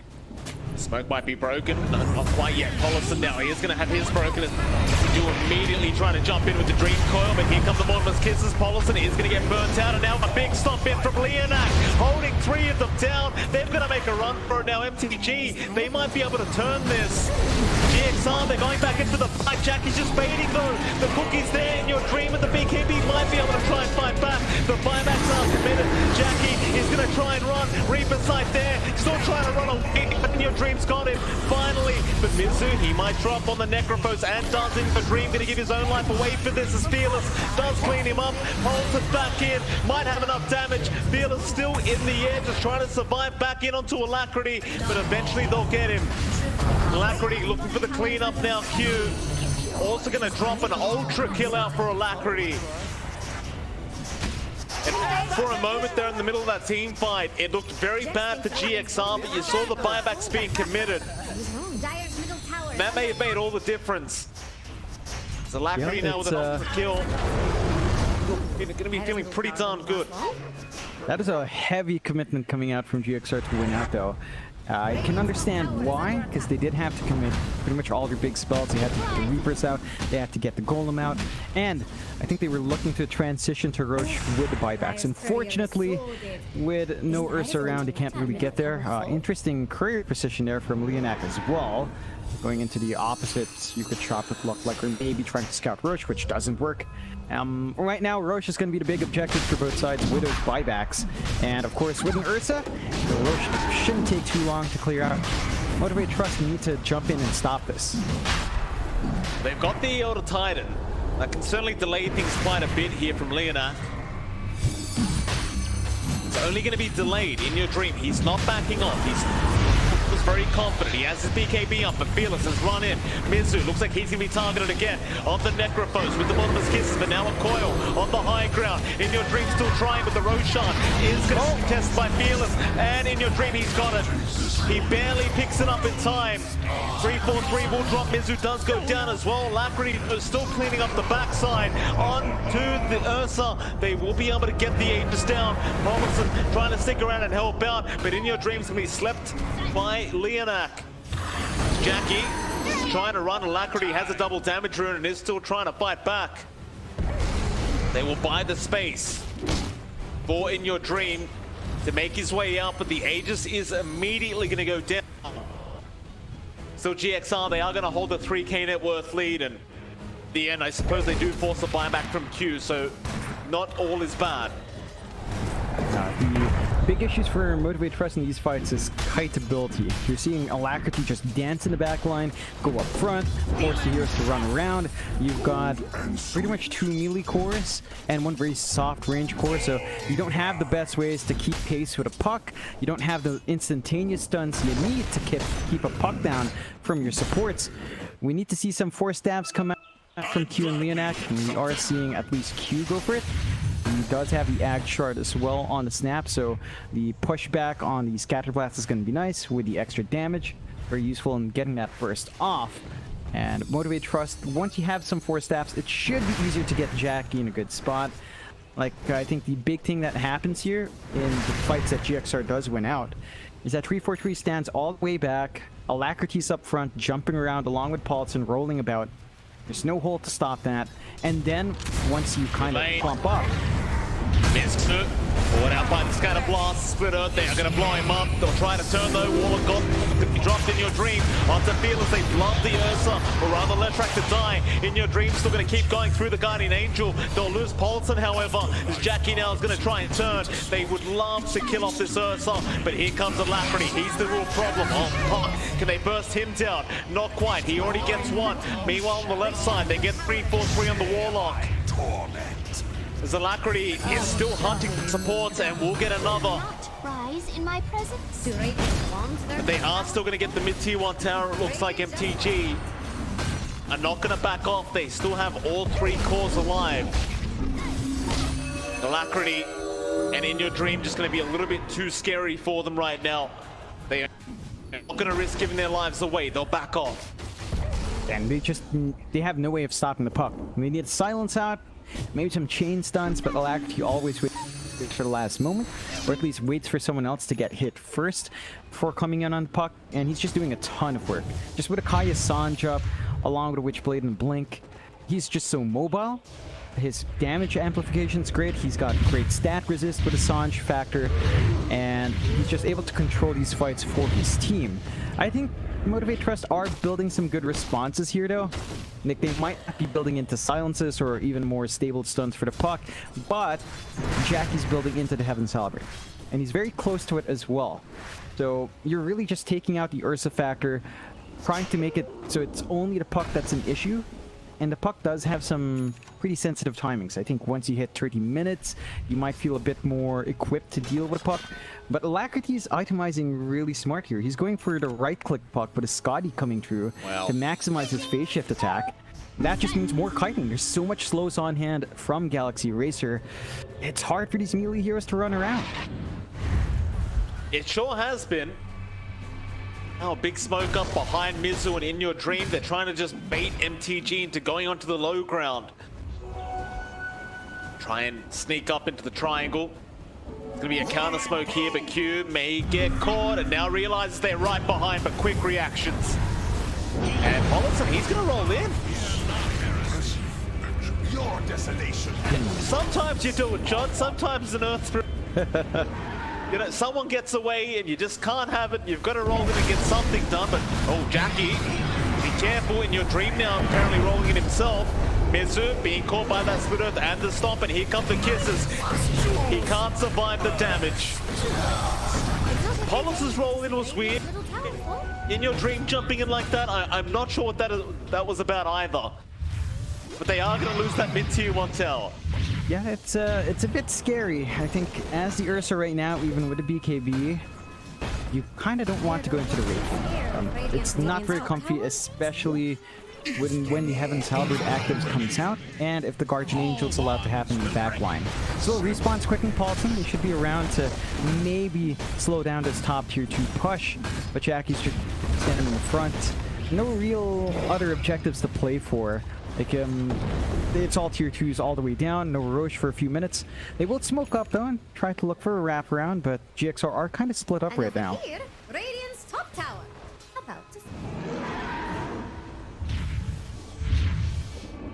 They can do here, GXR. Pretty holding that cliff in your dream on the high ground. They know Coil's gonna be there. They'll go after Leonak first. Get rid of that Elder Titan, because he's been a real nuisance throughout these team fights. Always just allowing the Stomp to come through and just turning them, but Fearless, he's thinking about going for a very aggressive attempt. He's gonna think better of it, and does back off. So I think without Leonak around on the Elder Titan, there's no real need to try and risk going for another fight. It's just too valuable with the Astral Spirit. You may as well just wait it out a bit. Yeah, just be a bit more patient, wait for the respawn to be in. We're looking for that opportunity. You still have some nice spikes coming through from GXR. BKB up in Paulson, so you can roll around with safety now. Not going to be too worried about the control and the damage output coming through from Motivate.Trust. For Motivate.Trust side, they are building into the AC here on Jackie. So he's going to be much more durable, and of course faster right clicks coming out on the Raid King is always nice. He's at his level 19, so max level reincarnation, which means that if a fight drags too long, you could see Relink back up. A lot of TPs in. Jackie not going to be targeted first. They'd love to get the support to the backside, but no, in fact, they are going to jump in after the Raid King. In your dream is right there, but the Heaven's Halberd going to make it very hard. Still Paulson is in onto Fearless. Still they go on the Raid King as well. Don't be able to kill off Jackie once. They need it the second time though. Jackie, how do you get out of this? He's going to try and run with the Guardian Angel. They're heavily graced, but it is making it rather hard. Mizu about to die, but does not drop. Paulson, meanwhile, does go down. Alacrity has been caught out, but they do get Jackie in the end. MTG just got held back by Alacrity and Paulson that whole time. Leonak not going to be scanning out fast enough, but eventually do get him. Another successful team fight for GXR. Motivate.Trust, again, they were just held back so long by Alacrity. He would not let them pass. Yep, he jumps the backline. I'm just surprised Motivate.Trust has the backline so far away from Jackie in the first place. Like, he was right up at the tier 2. He was not going back to his team, which made it much easier for the backline to just get blown up without the frontliner helping them out.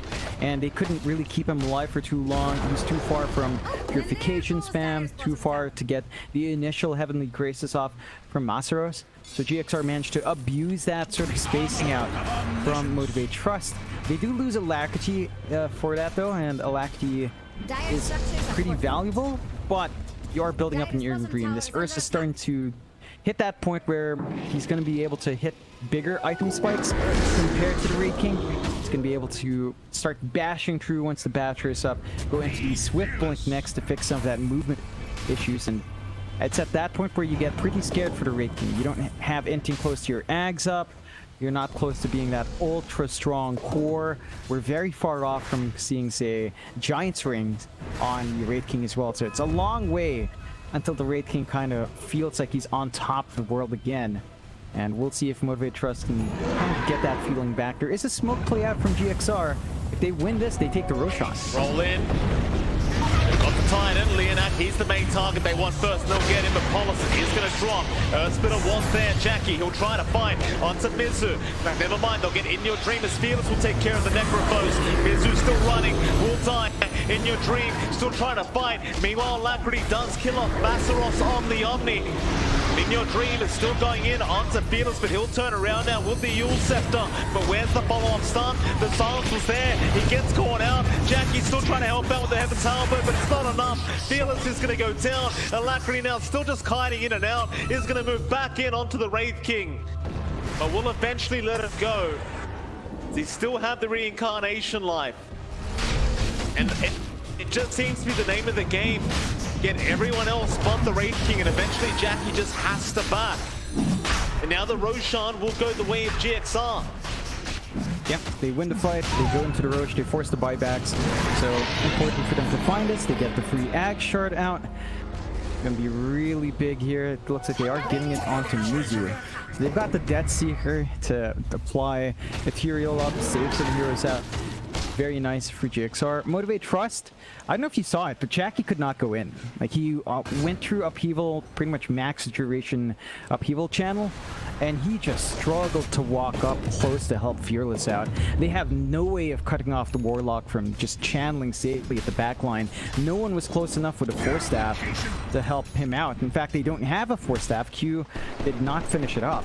So once your Raid King's isolated and slowed down like that, your big high net worth hero is just kind of slow moonwalking towards the fight, which is never what you want to see. But Motivate.Trust just lack mobility. They don't have a jumpy hero like the Puck to go into the back lines and stop the supports from doing what they want. They just don't have that kit in them. So they're going to have to find some way to compensate for that. GXR, clean out the top tier 2, no contestation. Take out the outposts as well to slow down some of that EXP. They're looking good. Very reminiscent of how good they looked in Game 1 at around this time as well. So we'll see if they can kind of hold it out. You at least get the Force Staff on Q, so you can kind of help your Raid King out of the upheaval slow, at least now. Heck, you could even go for a Blink, because you don't have the upheaval DPS talent on 243. You went for the Shadow Word cooldown, which is fair enough when you're playing this aggressively and you don't see any blink from the other side. But I think that should be something Motivate.Trust considers. They need some way of just jumping in and killing off one of the supports first, or just bursting one of the cores first before anything else happens. True. There might be a big smoke up here, GXR. Want to keep this momentum going. 5k net worth with an Aegis up on In Your Dream, and there's just no real reason for them to stop. They even gave the keys over to Mizu just to make sure he can survive it long enough for that Reaper's side. They found Leonak. There goes the Elder Titan again. Good start as they'll get the outpost back. It may not lead to a high ground attempt yet, as there are still tier 2 towers, but you might be able to force a sneaky buyback here from Leonak if you're lucky. They're going to the tier 2 mid tower for now.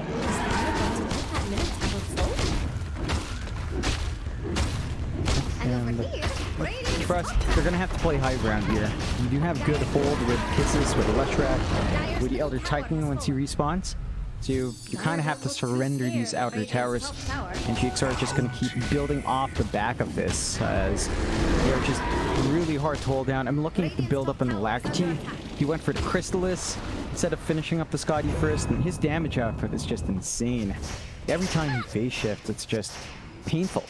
Just so painful. And they still really dealing with that puck as well, so you have to worry about the Ursa running you down and getting saved by Force Staffs and Glimmer Capes, and you have to worry about the damage output from Alacrity. And yeah, Motivate.Trust just need to land their spells perfectly, but those spells are really hard to land in a big group. They are. Roll Paulison right on target. He's got Jackie with the kickback and the coil on the backside. Look at him hold everyone else down. There's your Warlock out. Jackie's trying to run. Earthsplitter there. It's just not going to be enough. He'll lose his first life, but he'll try to go back in perhaps. After Misery, they'll go. The next reverse. He will eat the cheese. Turns around with the Reaper side. It's not going to be enough. The roll blocked off by Jackie. He is dropping low though, and your dream is there. They will get the Wraith King down. He has buyback. They found Q as well, however, and Leonak does also drop. GXR looking pretty darn good to force this to a game number 3. There's your buyback down. GXR, they are not going to overstay their welcome, apart from Mizu apparently. We'll kind of just walk around as a ghost for a little bit before he gets blown up by Fearless. Elements purged. They are one tier 3 tower ahead, and that's definitely great news for GXR. More importantly, they are 12k net worth ahead. Yeah, they're feeling really good about that scaling coming true. Most of that lead is on In Your Dream, seeing how far ahead he is, and also from Masters being as far behind as he is on that offline. So it's not unplayable yet for Motivate.Trust. It is massive though. You need to kind of catch up here for Jackie. He needs a BKB just to prevent himself from being held down by the upheaval. Like, it's the one thing. Wraith King into Warlock is never pleasant, especially if you die under upheaval.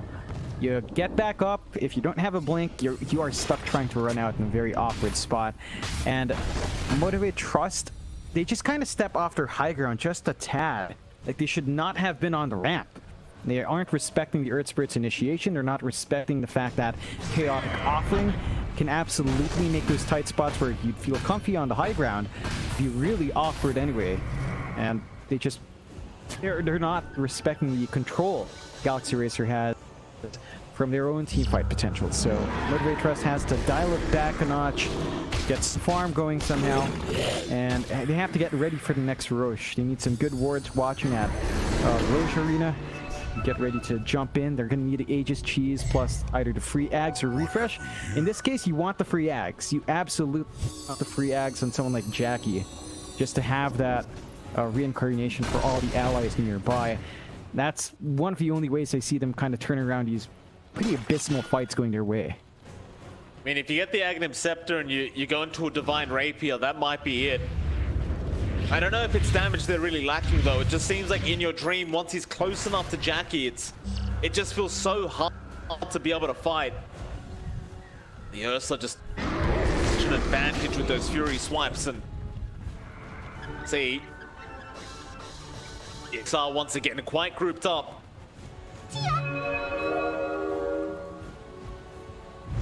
The smoke is here and they will pop it. If they win this team fight, the game is just all over. Nobody's got buyback on Motivate.Trust. They can just go straight for the Ancient. The smoke out, MTG, they're gonna have the high ground, at least for now. In Your Dream, he's gonna show himself in that mid lane. Looks like MTG, they want to try and just fight in the base, but the roll is there. Paulison again with the roll under the kickback, getting Jackie out of position and a big golem drop out onto 4 heroes with the fatal bonds. Now, can they finish him off though? They're going to try In Your Dream, already killing off Masseros. Your Omni's gone without buyback. Jackie now just being kited around. He's going to try and fight the golem, but the golem's not even a hero. Reaper Scythe in. This game is looking to be very, very over, as they'll kill off Paulison. They will continue to try, but Fearless is going to drop as well. Again, no buybacks left. They will buy back on Pollison. They are looking to finish this one off. Motivate, what can they do? They're not calling it yet, but any second now. Unless GXR do not go for the T4 towers. No, they will. There you go, there's your GG call.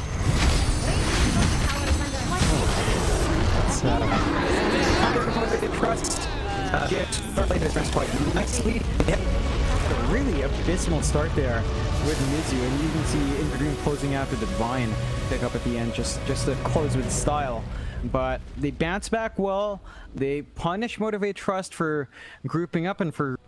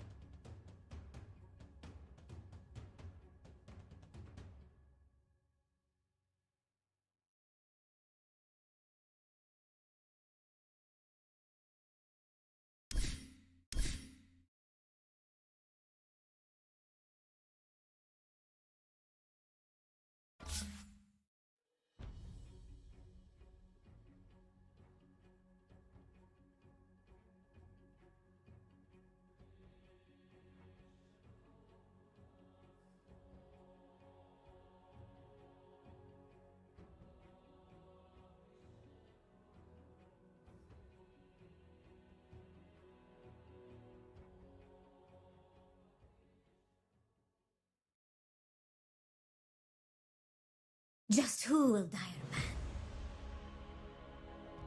What's Radiant's ban plan anyway?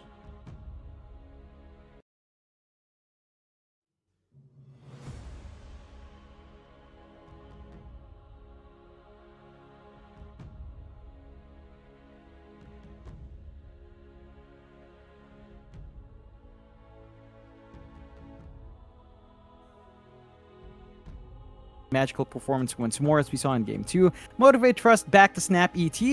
Hopefully there's no confusion over picking their supports now, as we saw in the start of Game 2. But this is a combination they know and play well, and you don't have to worry about a puck actually just running around doing what it wants. So, stable picks for Motivate.Trust to play with. I love that Galaxy Racer kind of ban out the Faces Void, prevent the Chrono Stomp and Chrono Earth Splitter and Kisses combo from coming through, just preventing the Wombo combo for Motivate.Trust.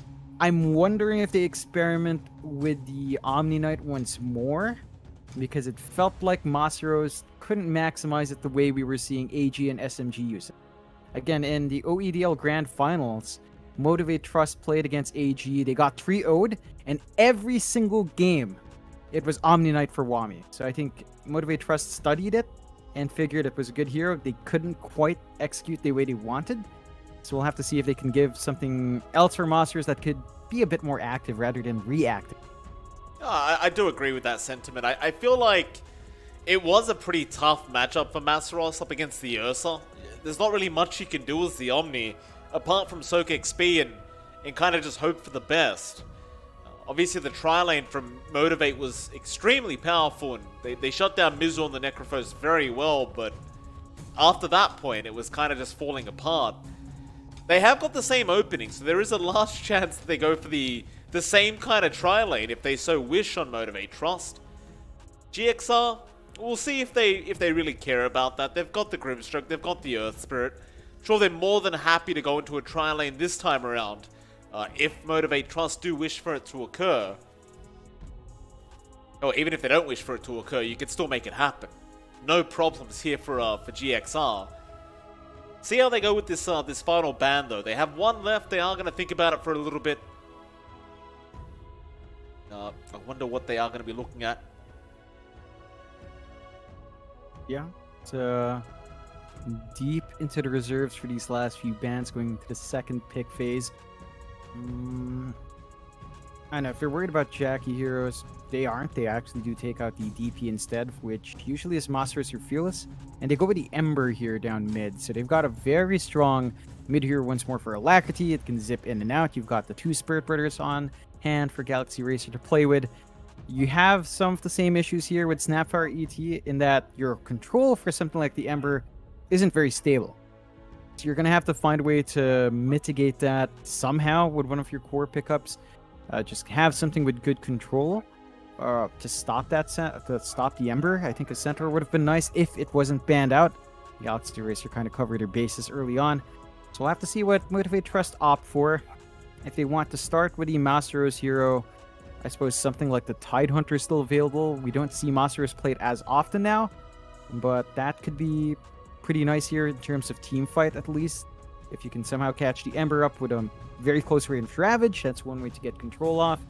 You have the option for maybe something like the Timbersaw as well. We've seen Masteros play that one a bit more often, and it is pretty impactful. Elder Titan plus Timbersaw lane is something we've seen a couple of times. They opt for the Kunkka first, so that should be our Fearless here down mid, which is interesting again, because this is something they played against more often than they have run themselves. Like, we have seen Fearless Kunkka a couple of times, but where the Kunkka really popped off recently was once more with Army Geniuses. Mamang Daya Kunkka was a sight to behold from mid. So we'll see if Fearless can kind of replicate that performance. They've got the X to hold the Ember now, so there's always going to be some stable way of dragging him back. You still have to watch his dodge capability. And GXR into the Magnus. They get the classic Wombo combo. And power on Ember, RP up. They could close out with something like the PA if it's not banned out, or even the Jug. It's looking pretty nice here for GXR. It certainly does. We'll see if they do manage to pick up that Jug for In Your Dream and kind of maximize the Magnus pickup. For now, Motivate.Trust, they do have the option to take it for themselves if they so wish. Of course, it doesn't really have to be the Jug to really maximize the Magnus, but it is one of the heroes that does enjoy it quite a bit. Instead, they kind of preemptively go for the Ursa. So if you do want to go into that Jug, you're going to be playing into an Ursa, and they ban it anyway, so they're not going to allow it to happen. What other kind of carries would you like to see here for the with the mag? PA. Hands PA? down, just PA. Okay. Yeah, you've got Inkswell blink in. It's pretty darn nice. Ursa's going to be forced to get MKB, which is mildly annoying for Ursa's. It's not a priority item anymore. I think Motivate.Trust has to ban it out. They banned a Slark instead. So Wow. it's signaling maybe something like the Timbersaw in the off lane here for Motivate.Trust that can come true. And Galaxy Racer banned out the Bristle, so preventing maybe that big tanky offlaner coming through for Masaros. No option for Tide, no Bristle, no Centaur. I don't know if you really want to go into Sand King here for Masaros. Still could be nice because you have good team fight with Konka, Snap, and ET. So Sand King might slot in, but options are pretty limited. They could still go for the Timbersaw here. I just don't know if it's really valuable in this specific lineup. Like, the damage output is great, but they go with the Axe. All right. So Masaros Axe. Now the question is, will he go for the Manta buildup? We'll see. I think you have the potential for that. It is pretty darn nice. And of course, this preempts a PA. So they're expecting the PA to slide through. They've got that big here that punishes PA, especially once you get the Blade Mail off. So Galaxy Racer, are they confident enough picking PA into Axe? They go with Troll instead, which is pretty nice. Still has the same shortcomings against Axe. And you're not completely protected by your Battle Trance. Axe can just chop right through you anyway. That you can. With that, both drafts are completed. I do kind of like where GXR has gone with this draft, but I'll ask you the hard question, John. Who came out with the better draft? It's a bit tough. I can see a back and forth coming out here. Offlane Magnus can be something that the Ursa can bully out, especially with the support you get from Q on a Snap. You could play really aggressive with the Ursa Snapfire combo, Cookie out, Earthshock out, get a lot of damage off. So Mizu's going to have to watch himself. The one big issue with Galaxy Racer's lineup is the cores are pretty passive. Except for the Ember. Magnus, we always tend to see on a core roll need a Blink. And from the off lane, Arcane Boots, Guardian Greaves, rather than Echo Saber. And you're going to have to follow around your Troll, give him Empower. Of course, that does mean In Your Dream can opt to not go Battle Fury, and instead focus on maybe a quick Maelstrom, maybe a quick SNY, build up some early damage and stat resist to start running down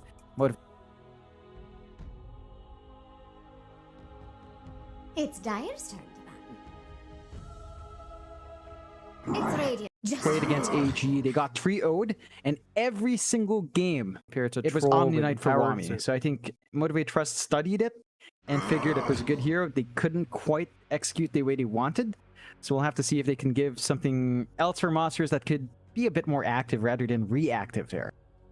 10 seconds. 5 seconds.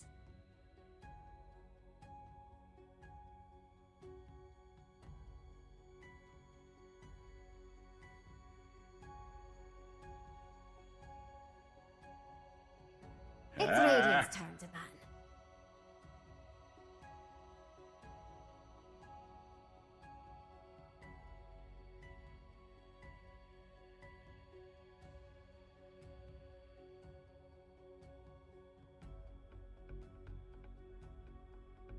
Ten seconds.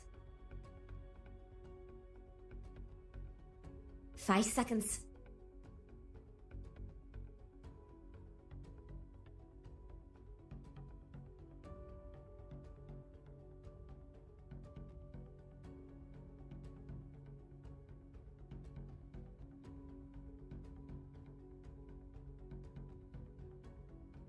Yeah,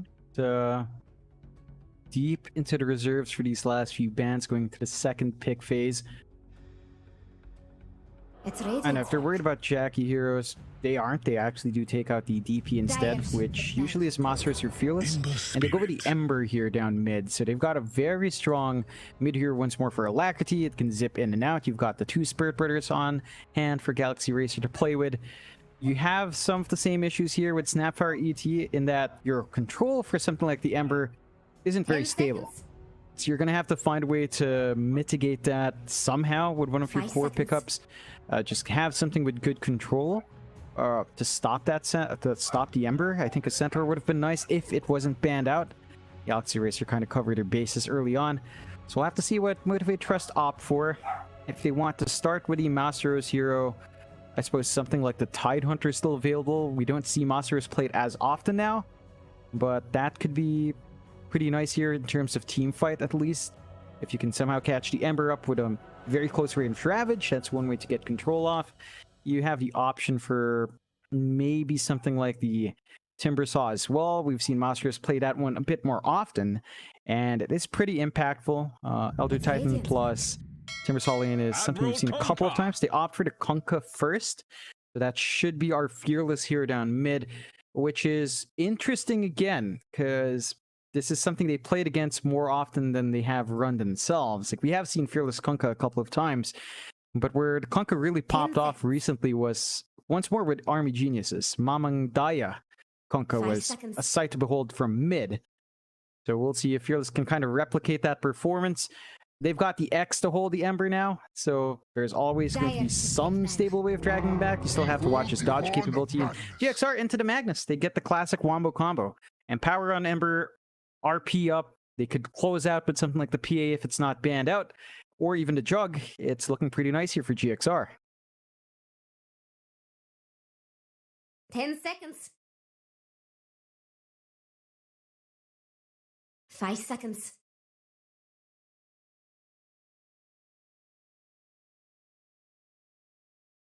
It's Dire's turn to ban. Warrior. What's Radiant's ban plan anyway?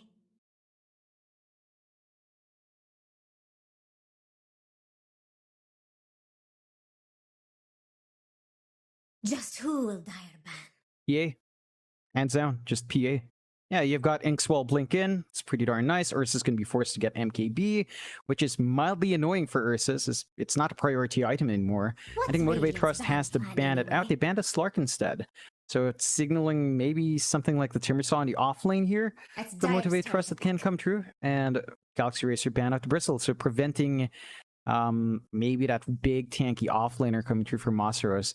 No option for Tide, no Bristle, no Centaur. I don't know if you really want to go into Sand King here for Masteros. Still could be nice because you have good team fight with Kunkka, Snap, and ET. So a Sand King 5 might slot seconds. in, but options are pretty limited. They could still go for the Timbersaw here. Just don't know if it's really valuable in this specific lineup. The damage output is great, but they go with the Axe. Alright. So Masteros Axe. Now the question is, will he go for the Manta build-up? We'll see. I think you have the potential for that. It is pretty darn nice. And of course, this preempts a PA. So they're expecting the PA to slide through. They've got that big here that punishes PA, especially once you get the Blade Mail off. So 5 Galaxy seconds. Racer, are they confident enough picking PA into Axe? They go with Troll instead, which is You're able. pretty nice. Still has the same shortcomings against Axe. And you're not completely protected by your Battle Trance. Axe can just chop right through you anyway.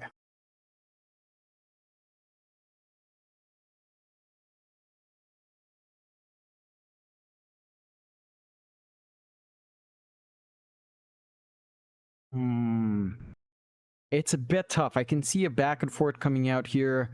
Offlane Magnus can be something that the Ursa can bully out, especially with the support you get from Q on the Snap. You could play really aggressive with the Ursa Snapfire combo, Cookie out, Earthshock out, get a lot of damage off.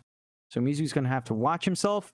The one big issue with Galaxy Racer's lineup is the cores are pretty passive, except for the Ember. Magnus, we always tend to see on a core roll need a blink. And from the off lane, Arcane Boots Guardian Greaves rather than Echo Saber. You're going to have to follow around your Troll, give him Empower.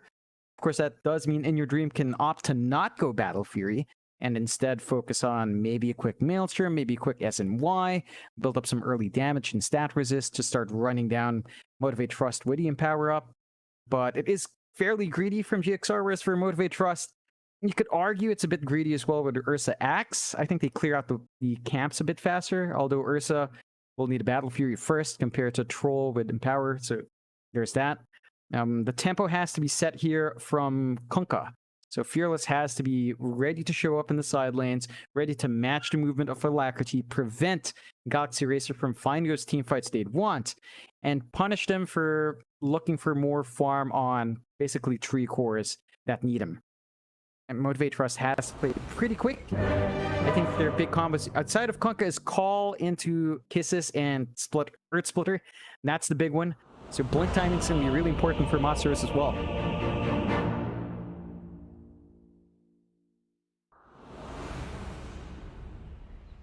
With that, game 3 about to begin. Again, Motivate.Trust, they are yet to drop a series throughout the whole LoL division, so if GX... Yes. This will do just could be a very fun time for them, but see if Motivate.Trust happen this time around as... I love that voice line. Well, what does it mean, John? Where are you going, boss? Where are you going? Oh. So good. You find a kill and you just Malcolm on us. This will do just fine. Malcolm on us. Where are you going? Where do you think you're going? So good. That's actually so good. Is that an Indonesian? What was that? What yeah, was that? It's Boom. It's Booms. Right. Good old Boom. Okay. So trolly. I can't help giggle when I hear it, especially when you find a kill. You just spam that. Oh boy. Almost as good as another one that's coming out, eh? GXR, they're setting up for that top bounty rune. MTG, they're going to wait around. We'll see if they try to go for another first blood attempt like they did in game 2. They may decide just better of it this time, and it looks like that is going to be the case. Masteros and Q going to show up at the bot side. Shane? Fearless. I do like that watch out voice line from Slacks quite a bit. I believe he got that from wrestling, WWF or WWE, whatever they call it these days, but it's a long time ago, but it was one of the better commentary lines that came out of that product. Yeah, good old wrestling. Missed that. Still, there should be quite the smackdown mid, Mike. Of course, you've got Alacti running down with Fearless. Kunkka versus Emberlane should be pretty nice for both sides. I think Alacti should have a better time with a Flame Guard to protect. Of course, as long as you have the Tidebringer here, you're going to be able to zone out the Ember quite nicely in the melee matchup. Up top, the dual lane, going to be holding the Elder Titan up against the Ursa. Up against Paulson's Earth Spirit and Mizu's Magnus. It's kind of even. You can kind of harass out here. Paulson's just going to go for the pull, but Leonak's going to be able to punish. With some good right clicks coming through, Paulson's not going to be able to sustain this one for too long. Fair enough. In fact, he's copping a lot of damage. Leonak, he's got the brown boots. He can keep going. Another Astral Spirit up if he wants to commit it, but he's diving the T1. He's going for it. No, never mind. He won't go too far. Anyway, we'll have a look at the other lanes as well. Of course, mid lane, Alacrity going to be there up against Fearless. Looks like Fearless should have a... Oh, actually, maybe first blood about to occur, and it does. First blood. And managed to find the first blood on that Kunkka. That's one thing, you can never underestimate the amount of damage you can pump out with the Tidebringer. Fearless with that level 2 Tidebringer already doing so much damage. It's the one thing for the Ember matchup. It's a melee laner against Kunkka. Kunkka has a pretty good time just harassing you out with Tidebringer. Your Flame Guard doesn't block that damage. It's counted as physical. You'll only really block Torrent, and even then that's not a key thing for Fearless in terms of really getting his output. So you have to really play on edge with your Sleight of Fist. And Alacrity's just going to have to watch himself. If Fearless is allowed to hit this level 5 spike into 6 quicker, once the boat is ready, Alacrity might not be feeling so safe on mid. So we'll have to watch it. Bottle is up, at least for Alacrity, so you can sustain. Kunkka still saving up for the bottle. He did opt for the double bracer first, so that he does have more stats on hand. And I suppose you don't really need the mana factor in terms of regen. And your HP is fairly fine because Alacrity can't really out-harass you yet. This is a pretty stable way to start for Fearless. It gives us a chance to look at the last lane down bot. You've got In Your Dream with 3 for 3 on the Troll and Grimstroke up against Masteros and Q on the Axe Snap, and it's relatively even for now. In Your Dream's not able to really get the free farm he wants. Masteros is harassing quite nicely. And you have to watch for the level spikes on Masteros. Once he has a value point in the call, or at least 2 points in the counter helix, if you get the cookie combination off, jump in the middle of the creep wave, you can definitely start to melt through In Your Dream. He is playing smart, mainly playing in a range form just to find that safe CS, not giving the Axe the opportunity to spin on top. Absolutely. It's all our mid lane going again. Fearless, still way ahead. But it is to be expected as Alacrity now going to try and get a bit more aggressive on the Ember. Does get the chains off. Fearless now looking to be in danger.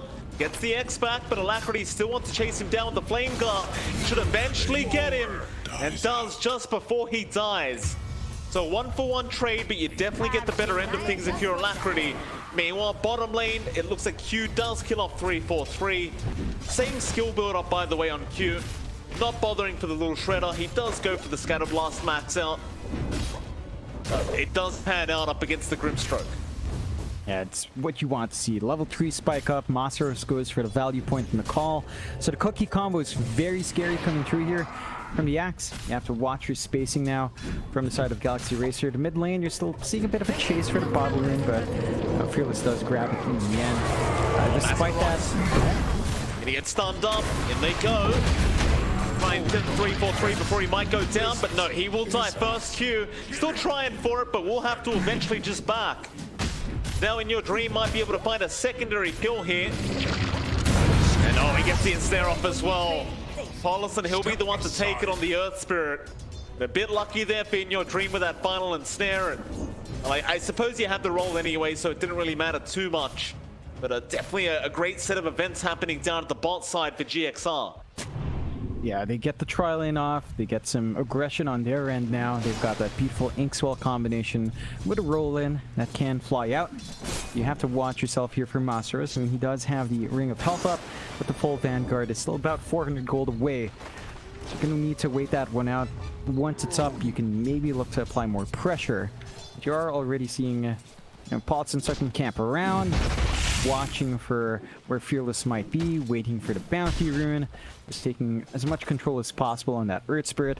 The solo lane for Mizu is alright. I don't think the Earth Spirit really helped out anyway, which is why Paulson's allowed to go here. Mizu's just trying to farm up the camp and trying to get Pulse off while he can, but he can't really stop Jackie at this point. This is pretty much free farm for your Ursa. Certainly is. Playing a bit of a group up coming in again from GXR. They've got Paulson around. That Grimstroke Earth Spirit combination just so darn powerful with the Inkswell. And now look like he's gonna get... Yeah. That's a really good scan coming out from GXR. They spot the TP rotation from Leonak, so they walk away. They instead opt to steal the bounties, and Paulson does manage to snatch that one away, taking some gold off. Leonak's still going to stalk him though, but he can't really do too much against the Earth Spirit at level 3 now. He's just tankier, he's got roll on hand, so he can just bail out and can maybe start to look to wrap around bot instead. They could. Gonna give it a shot. Q has been caught. Installed there. Is gonna connect in time. Won't have the follow-up damage as now Masteros is in with the call out onto Paulson. A nice boulder smash and the slow within your dream. Still trying for the snapfire. Might get it, but it's not gonna be worth his life. In fact, he misses out. He's still trying to run, but he's gone way too far forward. Unless he gets away with this juke, but no, Masteros, he gets the blind call. Not too bad.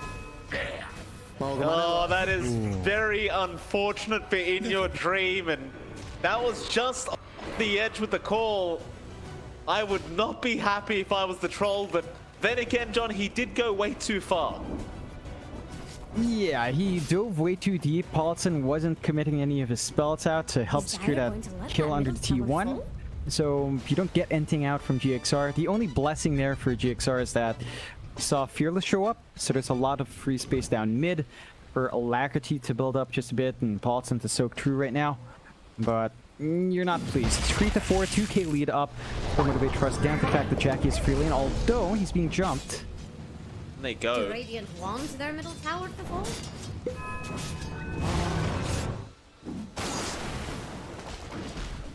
Line's being drawn out at that top side. It looks like GXR really want to start applying that pressure on Jackie. Really following suit quite yet. It is still 2 up the top. Bottom lane, they're trying to deal with Masteros on the Axe, who is starting to creep skip now, and it's pretty standard stuff for the Axe to try and escalate his own farm and XP this way. Especially when you're up against the Troll, you want to just try and avoid the lane altogether if you can, especially up at this stage. Now that is exactly what he does. Trying to pull those creeps away and farm safely. So I suppose in all, when you look back, it's been sort of a quiet game, right? Like it's 3-4 right now, 2k net worth lead for Motivate. Lanes are going okay for both sides. I wouldn't say anyone's too far ahead, but if you do look at the net worth graph, MTG slowly but surely is making their way up into the higher echelon. Yeah. In fact, it's going to be a big soak up now. Bot lane, John, they brought Dealers down along with Leonak, I believe it is, and yeah, it is. X out, both is there in your dream. He does not have battle trance yet. He gets called anyway. Now he levels it up though. He's got enough time, but they just dunk on him. And that's one thing, right? You can always dunk with Jax. Onto Mizu they go now. Mizu, he hasn't got much to play with. RP is available, maybe they can turn with it, but there's a call out. Masteros is more than happy to keep fighting and trying to bait it out. Now, Paulison does roll in onto Leonard. They will get 3-4-3 on the Grimstroke. Meanwhile, Masteros is still alive as Mizu is being very patient with this RP. He's waited out the skewer. He might just commit onto Fearless, and he does. But where's your follow-up damage now? They'll come in within your dream. They'll clean him up. Leonard gets a stomp off, but it may not be enough. Still Masteros. Who are you going to try and fight now, sir? He'll go for the call attempt onto Paulison. But they've lost Leonak, and they will not get the call either. The Earth Spirit is going to be alright. And in fact, they'll try to roll back in now on Q with the boulder smash from Paulison, and it does land. Jackie's going to show up on the Ursa. Why the hell not? Let's just make it a full-blown fiesta down at this bot lane. It's in your dream now. Has been called out on the Troll. He doesn't want to really die again, but he may have no choice in the matter. In fact, he will make a run for it. Battle Hunger going to slow him up. Jackie could Earth Shock, but he is quite far away. Leonak's looking for a stomp attempt, I believe, and might be able to find what's in your dream. No, the silence is in from Paulison. They will not allow the stomp to come through, and Masteros is still chasing them down. Meanwhile, Mizu dies to Q apparently in the mid lane. So you lost your off-lane Magnus. The bot lane, they've backed all the way now. GXR just don't know what Motivate are doing. They just continue to run at them. And suddenly Motivate.Trust is a 3k net worth lead. Yeah, they're building up. I think the one thing for GXR is that, you know, while they're taking these fights, they're not farming on their Troll. They're going for the Diffusal in your dream as well. So that means Mizu has to step in, give him in power every single time. And for Mizu, that's stuck at level 1. He was a laning Magnus, of course. He had to get Shockwave. So the flash farm for your Troll here is going to be a bit slower than the Ursa. Battle Fury is pretty much up for Jackie, just flying out now. They clear out the bot tier 1. Masteros have a very long lane to just dance around in, rushing the Blink next. So they do need that setup for the team into the BKB. So we're not seeing the Manta style rush. You could still opt to go for it later on instead. You need to really prioritize the build-up. I think you just want to enable your team to take some fights, enable yourself to get some control out, and go from there. GXR, they've got to give some space out in your dream, get the Diffusal up. Once that's up, you can join these fights a lot easier. Can. Lane. Also going to be there to try and push this lane back up. Denied. Masteros going to be around, and we know Masteros wants to dive in, but it might kick away from Paulison. He's on guard now. Make sure they can't just have their way.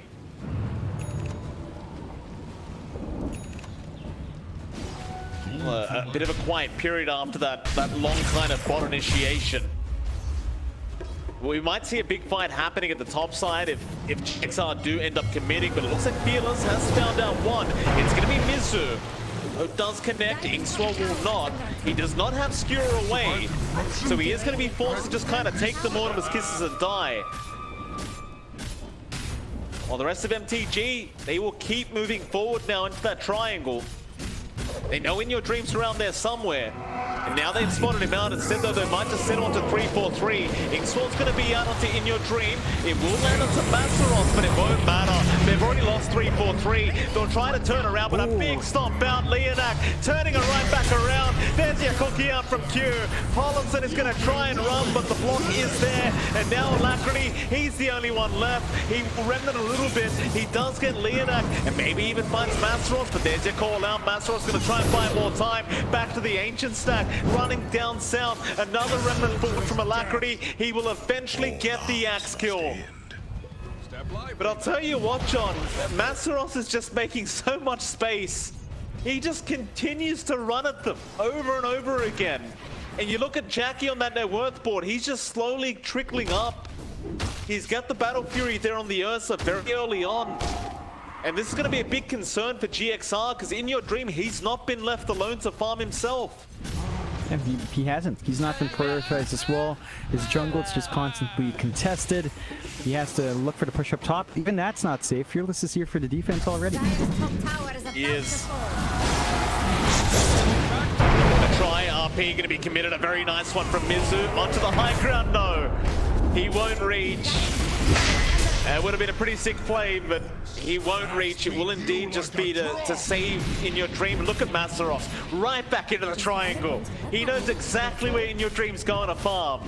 He's going to force the rotations in again from GXR. And speaking of, Alacrity now has been called out. It's only a level 1 call though. He went max battle hunger to be able to be this aggressive, as Polson now is going to roll in with the Inkswell back on a Q. They'll get the Snapfire, but now Polson, he might be in danger. They'll have the stomp out and they'll dunk on him. Back on a Jackie, who does kill off 3-4-3 on the Grimstroke, and they want a bit more now. They'll rush forward onto Mizu, and poor old Mizu, he has not had a fun series before. He's already had 3 deaths going for himself into the X-Pac now. Mastero's going to control him up into the Earth Splitter. They'll get another. In Your Dream, he is still trying to kite out and fight, but I don't think it's going to work out in his favor. Or maybe it does, because 3-4-3, he did buy back. Alacrity with the Inkswell. He will stun up Masteros, but Jackie's going to be around now. On the Ursa, he'll try to turn around. Fearless is there with the boat. It won't be enough to save the axe, but are they really going to keep going? Yeah, they are. Alacrity's not safe. He'll try to duke out the hits, but it's not going to be enough. Onto In Your Dream now. The battle trance is there, but he's doing no damage. The enrage from Jackie going to be more than enough, and In Your Dream going to give his own life away. It's a fiesta, John. This is what we're watching. We're watching a fiesta. Oh yeah, it's just wild here. Constant running around, constant fights. In the end, Motivate.Trust come out in a big way. They kill off the Ember and the Troll, and along with a couple more heroes. Jackie just building up now. You're seeing the matchup of Troll versus Ursa. It doesn't work all too well for the Troll. Enrage just counteracts everything you want to do. Your damage output in that window is cut. Your stun control with your roots are cut off. They went stand and fight here. Olofsson just going to be run down again by Masteros and the crew. And this is really clever from Masteros, John. I didn't really pick up on this. The max battle hunger, it's so much more effective than, say, the call before you have the blink up. Only problem for Masteros is he's got the blink up now. So I guess level 1 call, I mean, it's still working out. Like, who the hell cares? And if you think about the level gain, the power spike each level gives, Berserker's Calls adds 0.4 seconds each level. You get so much more output from the DPS here. Remnant away. Blink is off cooldown now for Masteros, but Alacrity's going to cancel that off. Threatened as if he has a team behind him.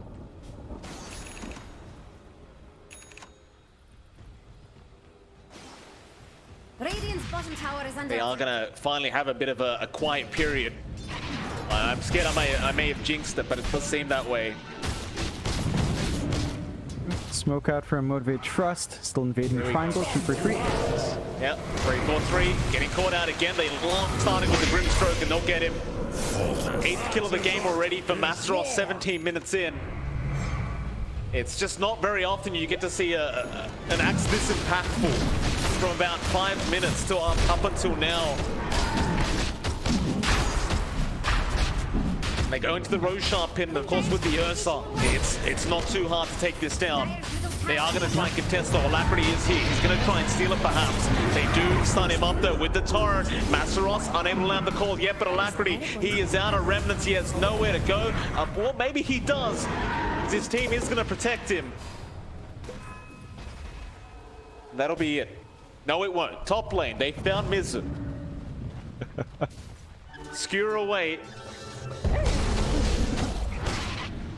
That's enough. We'll TP up. They've got to play safe now. Blink is up on Mizudo, so Blink RP is available. They can look for that big team fight they can get off. Wither Ember especially. Maelstrom already up as well on Alacrity, so once you empower up, that could be good, but there's still smoke here. But they are call out. They've got the control to kick away though. Paulison! Oh, that is a beautiful kick away from Paulison. He makes it so the Ember's out of range of the boat. And that was just enough to allow him to survive as now they go back in. Mizu have the ink swell. Maybe they can turn. There's the RP out, but he's already gone. In your dream with the battle trend trying to fight back, but he doesn't have the damage. He just can't survive. Alacrity has been X'd back into a torrent, but no, the remnant away. Gonna make it out. Or is it Masaros? He's having a look. He won't be able to find him, but what an absolute bloodbath this game number 3 has been. Into the tier 2 mid tower they go for a bit of chip damage.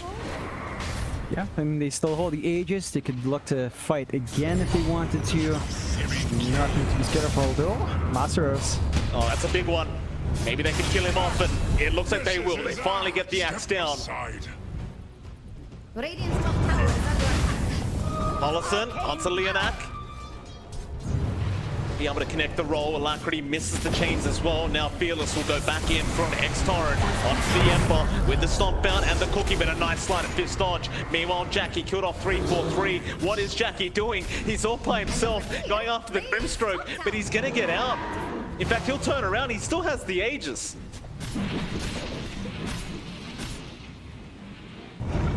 Dream. I'm going to try and roll, but the X-Pack is going to be there into the loving arms of Jackie. 10k net worth lead now for Motivate.Trust. John, what the hell could GXR do? How do you stop this? You keep holding back, try to prevent fights, avoid fights as much as possible, keep farming up on your troll, and honestly at this point start planning for high ground, if not looking for the big RP chances. See, every time Alacrity shows in the map as well, Masaros is literally just chasing them. He hasn't stopped the farm. He's not stopping a farm, John. He's just running. Yeah, that should be the game plan. Like, you're so far ahead in MG Trust. They've got great flash run potential here. You don't want to allow that to happen. Cookie, bit off the mark there, but it won't matter because they have the blink call. 3-4-3's gone again, and now the boat will fly in right on to Mizu, and there's your dunker. Life and death are nothing. Oh boy. I get afraid when I see performances like this, John. I'm scared Icefrog's watching. It's Jackie now, gonna move in. Alacrity, he's been dodging so many abilities this game. He's been doing a great job on the Ember, but it's just not enough yet. He needs more items. Yeah, he definitely needs way more farm.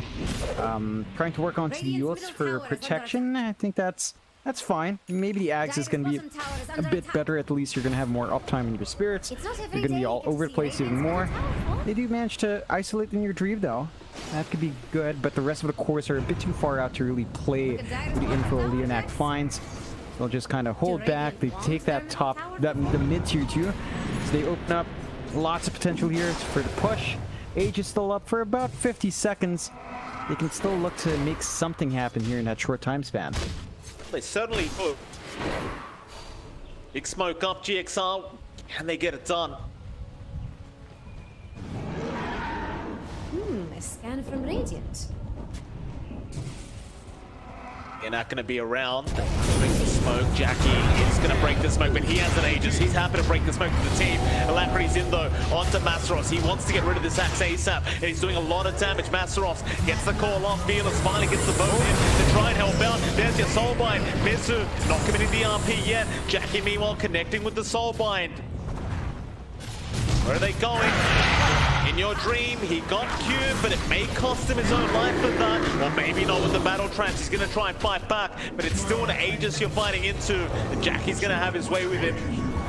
So Leonak also drops, and now the Aegis is gone. But Motivate.Trust, they are not done yet. They want to keep this fight up. Mizu's in with the RP, put him on the high ground, make him think about what he's done until he has the Earth Shock back. He's going to be KB ready as well. You've got to be careful. Alacrity now going to be jumped on, but he has the remnants forward. They'll get the chains into the torrent, but he gets the Yule Scepter. The Earth Spitter, though, is going to connect. Where's the other remnants? It's not going to be there, Paulson. He tried to save the day, but it's going to cost both their lives. A dead mother would have done much worse. MTG, GXR, they were so close to winning that team fight, but it's just not enough. It is just not enough. No, they keep trying to focus down the Axe. They managed to find that kill on Masaros, but they couldn't handle the Ursa. Like, Jackie's way too big.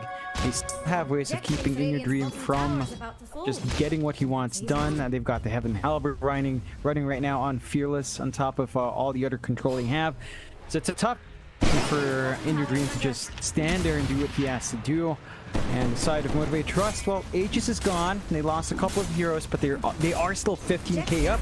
It's 14 to 31. A hell lot of kills to have at 24 minutes in, as the farm is just trickling through from Motivate.Trust. They've got the Guardian Greaves up in queue. See, they've got even more sustain, and up top. In Your Dream again, being targeted here. Jackie and Masaros going to be held back by the Soulbind, but it looks like they're not done yet. Masaros wants to try and see if he can keep up. There he gets the call off. It's always poor old 343. Give the kill over to Jackie again. Meanwhile, bottom lane, they started another team fight. Q, he's the one being targeted right now with the Snapfire. The boat is going to protect that area though. But how do you get out of this, Q? He'll try, but the remnants will give vision, and eventually they will get killed. But here comes the cavalry again, John. War just never seems to end, as Mizu is going to be able to skewer. Masaros not going to land the call. The chaos, it ensued for a bit, but it will slow down, at least for now. Yeah, the temper is off. You don't lose the biggest heroes from either side, you only lose your supports. So that's a bit of good news for Galaxy Racer. They get some time to try and keep farming, try and keep building up. In Your Dream needs that PKD up ASAP. A long way off from lacking every single part to buy out. Leonak does see that though. Paulson going to be targeted. Jackie, nice little kill. In Your Dream, going to try and run, but gets an instant bash. Why the hell not just bash on command? In Your Dream, that's the 7th death of the game for the Troll Warlord. It's been a very tough time. He's just got no farm, and this is just the way you shut down a carry like Troll. You just keep running at them. Yeah, he can't farm. He can't leverage his Empower to clear out camps. He can't do anything. Like every single time he's just jumped on by Motivate.Trust.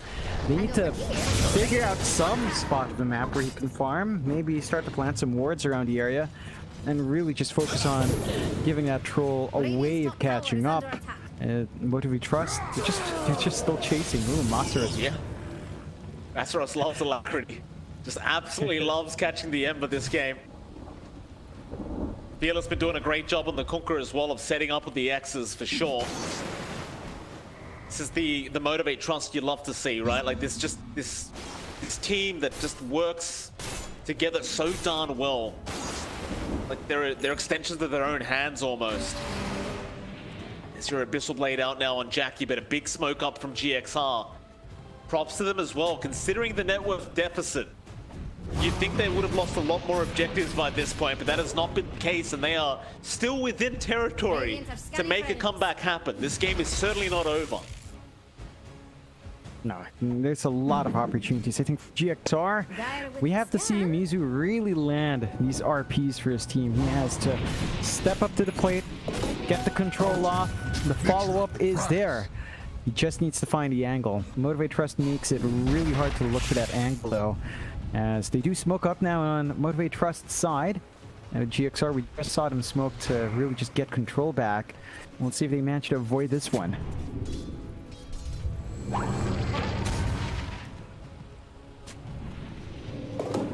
targeted here on the Magnus. Well on 3-4-3, but they got the call off. Maxeros gets the Magnus, gets rid of him. No RP for 40 seconds or so. Should mean another tier 2 tower for the side of Motivate.Trust. Back to Alacrity now is going to go for a creep skip, but he may be spotted here by Leonard. Now he is, but he's going to try and go for the kill. Stomp out. Jackie immediately wants to go after the Ember. They are not going to be fine to be able to find him instead. Polar